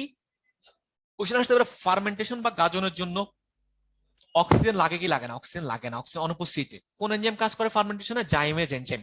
তাহলে বিভিন্ন ভাবে কোশ্চেন দিতে পারে যে কোষের বাইরে হয়, অক্সিজেনের অনুপস্থিতিতে হয়, কোন এনজাইমের কারণে হয়? জাইমেজ। এখানেও ঠিক সেম অবাত শোষণের মতোই ইথানল তৈরি হবে অথবা ল্যাকটিক অ্যাসিড তৈরি হবে। আর যে শাখায় তোমার ফার্মেন্টেশন নিয়ে আলোচনা করে তাকে আমরা কি বলি? জাইমোলজি। আর এই ফার্মেন্টেশন দ্বারা কি তৈরি করা হয়? অ্যালকোহল তৈরি করা যায়, মদ পাউরুটি এগুলো তৈরি করা হয়। হ্যাঁ তারপরে আসো যে প্রকৃত কোষ এবং আদি কোষের জীবের শ্বসনের স্থান, এটা একটা ব্যাখ্যা দেওয়া। প্রকৃত কোষ যেমন মানুষের ক্ষেত্রে আমরা জানি কোথায় কোথায় সাইটোপ্লাজমে হয়, মাইটোকন্ড্রিয়ার, হ্যাঁ বাইরে কি কি হবে? গ্লাইকোলাইসিস হবে বা ফার্মেন্টেশন হতে পারে। আবার মাইটোকন্ড্রিয়ার ভিতরে কি হবে? পাইরুভিক অ্যাসিডের অক্সিডেশন, ক্রেবস চক্র, ইলেকট্রন ট্রান্সপোর্ট চেঞ্জ, যেটা ইনার মেমব্রেনে। হ্যাঁ আর আদি কোষের ক্ষেত্রে সাইটোপ্লাজমে কি হয়? গ্লাইকোলাইসিস আর ফার্মেন্টেশন, ক্রেবস চক্র, তিনটাই। আর প্লাজমা মেমব্রেনের ওদের ক্ষেত্রে কি ইলেকট্রন ট্রান্সপোর্টও হইতে পারে আদি কোষের ক্ষেত্রে। হ্যাঁ সেটা হবে প্লাজমা মেমব্রেনের ভিতরের তলে। তাহলে এই কথাগুলো তোমার যেভাবে বললাম এভাবে তোমার একটু ভালো করে মনে রাখতে হবে। হ্যাঁ এইভাবে তোমার পড়ার চেষ্টা করতে হবে। যেটা সবচেয়ে ইম্পর্টেন্ট, বিভিন্ন শিল্পে অবাত শোষণ বা ফার্মেন্টেশনের ব্যবহার খুবই খুব ইম্পর্টেন্ট। হ্যাঁ এটা তোমার পরীক্ষায় আসে। প্রথমত তোমাকে নামগুলো মনে রাখতে হবে, যে বেকারি শিল্প, যতগুলো মদ্য, অ্যালকোহল, দুধ শিল্পে, আয়ুর্বেদিক ওষুধ শিল্পে, হ্যাঁ মাংস এবং মাছ শিল্পে, ভিনেগার তৈরি, ভিটামিন তৈরি। কোশ্চেন আসতে পারে নিচের কোন শিল্পে বা অবাত শোষণের ব্যবহার নিচের কোনটা নয়? দিয়ে দিল তোমার মদ্য শিল্প, দুগ্ধ শিল্প, তারপর দিয়ে দিল তোমার যে মাংস শিল্প।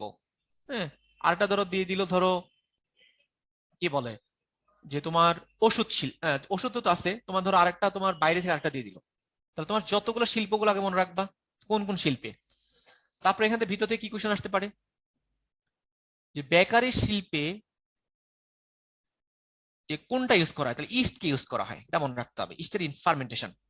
মদ্য শিল্প, তারপর তোমার নামগুলো মেইনলি মনে রাখতে হবে। এখানে আসতে পারে যে দুগ্ধ শিল্পে কোন ব্যাকটেরিয়া ইউজ করা হয়, ল্যাক্টোব্যাসিলাস হেলভেটিকাস অথবা স্ট্রেপ্টোককাস ল্যাকটিস, এই কোশ্চেনগুলো দিতে পারে। তারপরে এখান থেকে আবার কোশ্চেন আসতে পারে আর কোনটা, যেমন তোমার যে চা, তামাক, কফি, হ্যাঁ মানে চা প্রক্রিয়াজাতকরণে কোন ব্যাকটেরিয়া ইউজ করা হয়, তাহলে ব্যাসিলাস হ্যাঁ মেগাথেরিয়াম।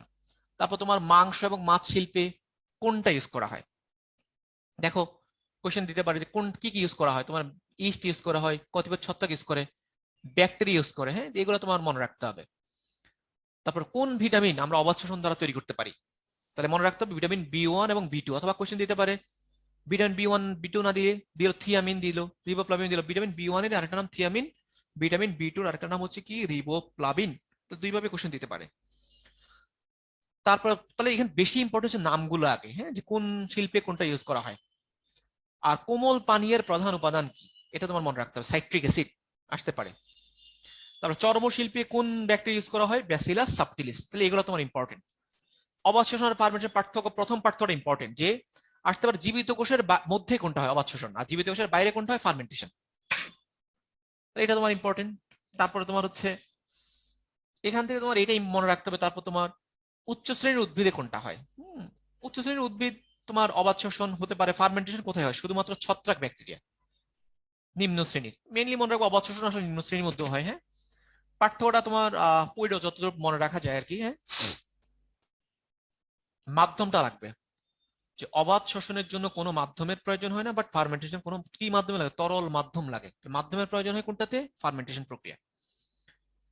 আরেকটা যে অবাত শোষণের উৎস কি, উৎস হচ্ছে তোমার অভ্যন্তরীণ গ্লুকোজ, আর ফার্মেন্টেশনের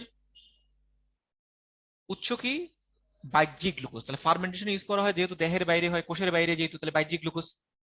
আর অবাত শোষণের ক্ষেত্রে তোমার হচ্ছে অভ্যন্তরীণ গ্লুকোজ ইউজ করা হয়। তারপরে আসো এখানে আবার সেম শ্বসনিক হার,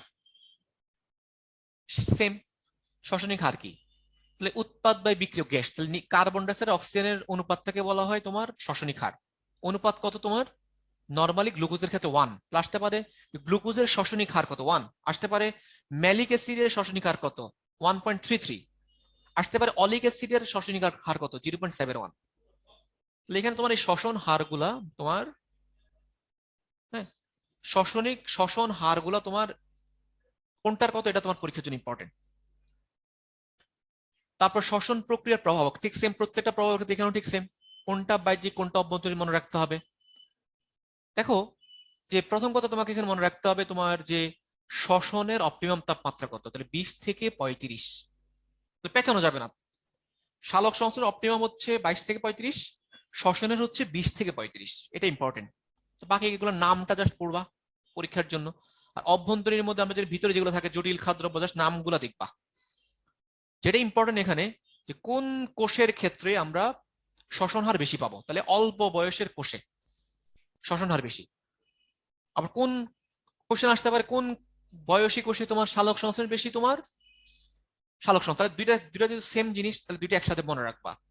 আর অপটিমাম তাপমাত্রা সালোক সংশ্লেষণ শ্বসন দুইটা কি কাছাকাছি, তাহলে একসাথে এগুলো মনে রাখতে হবে।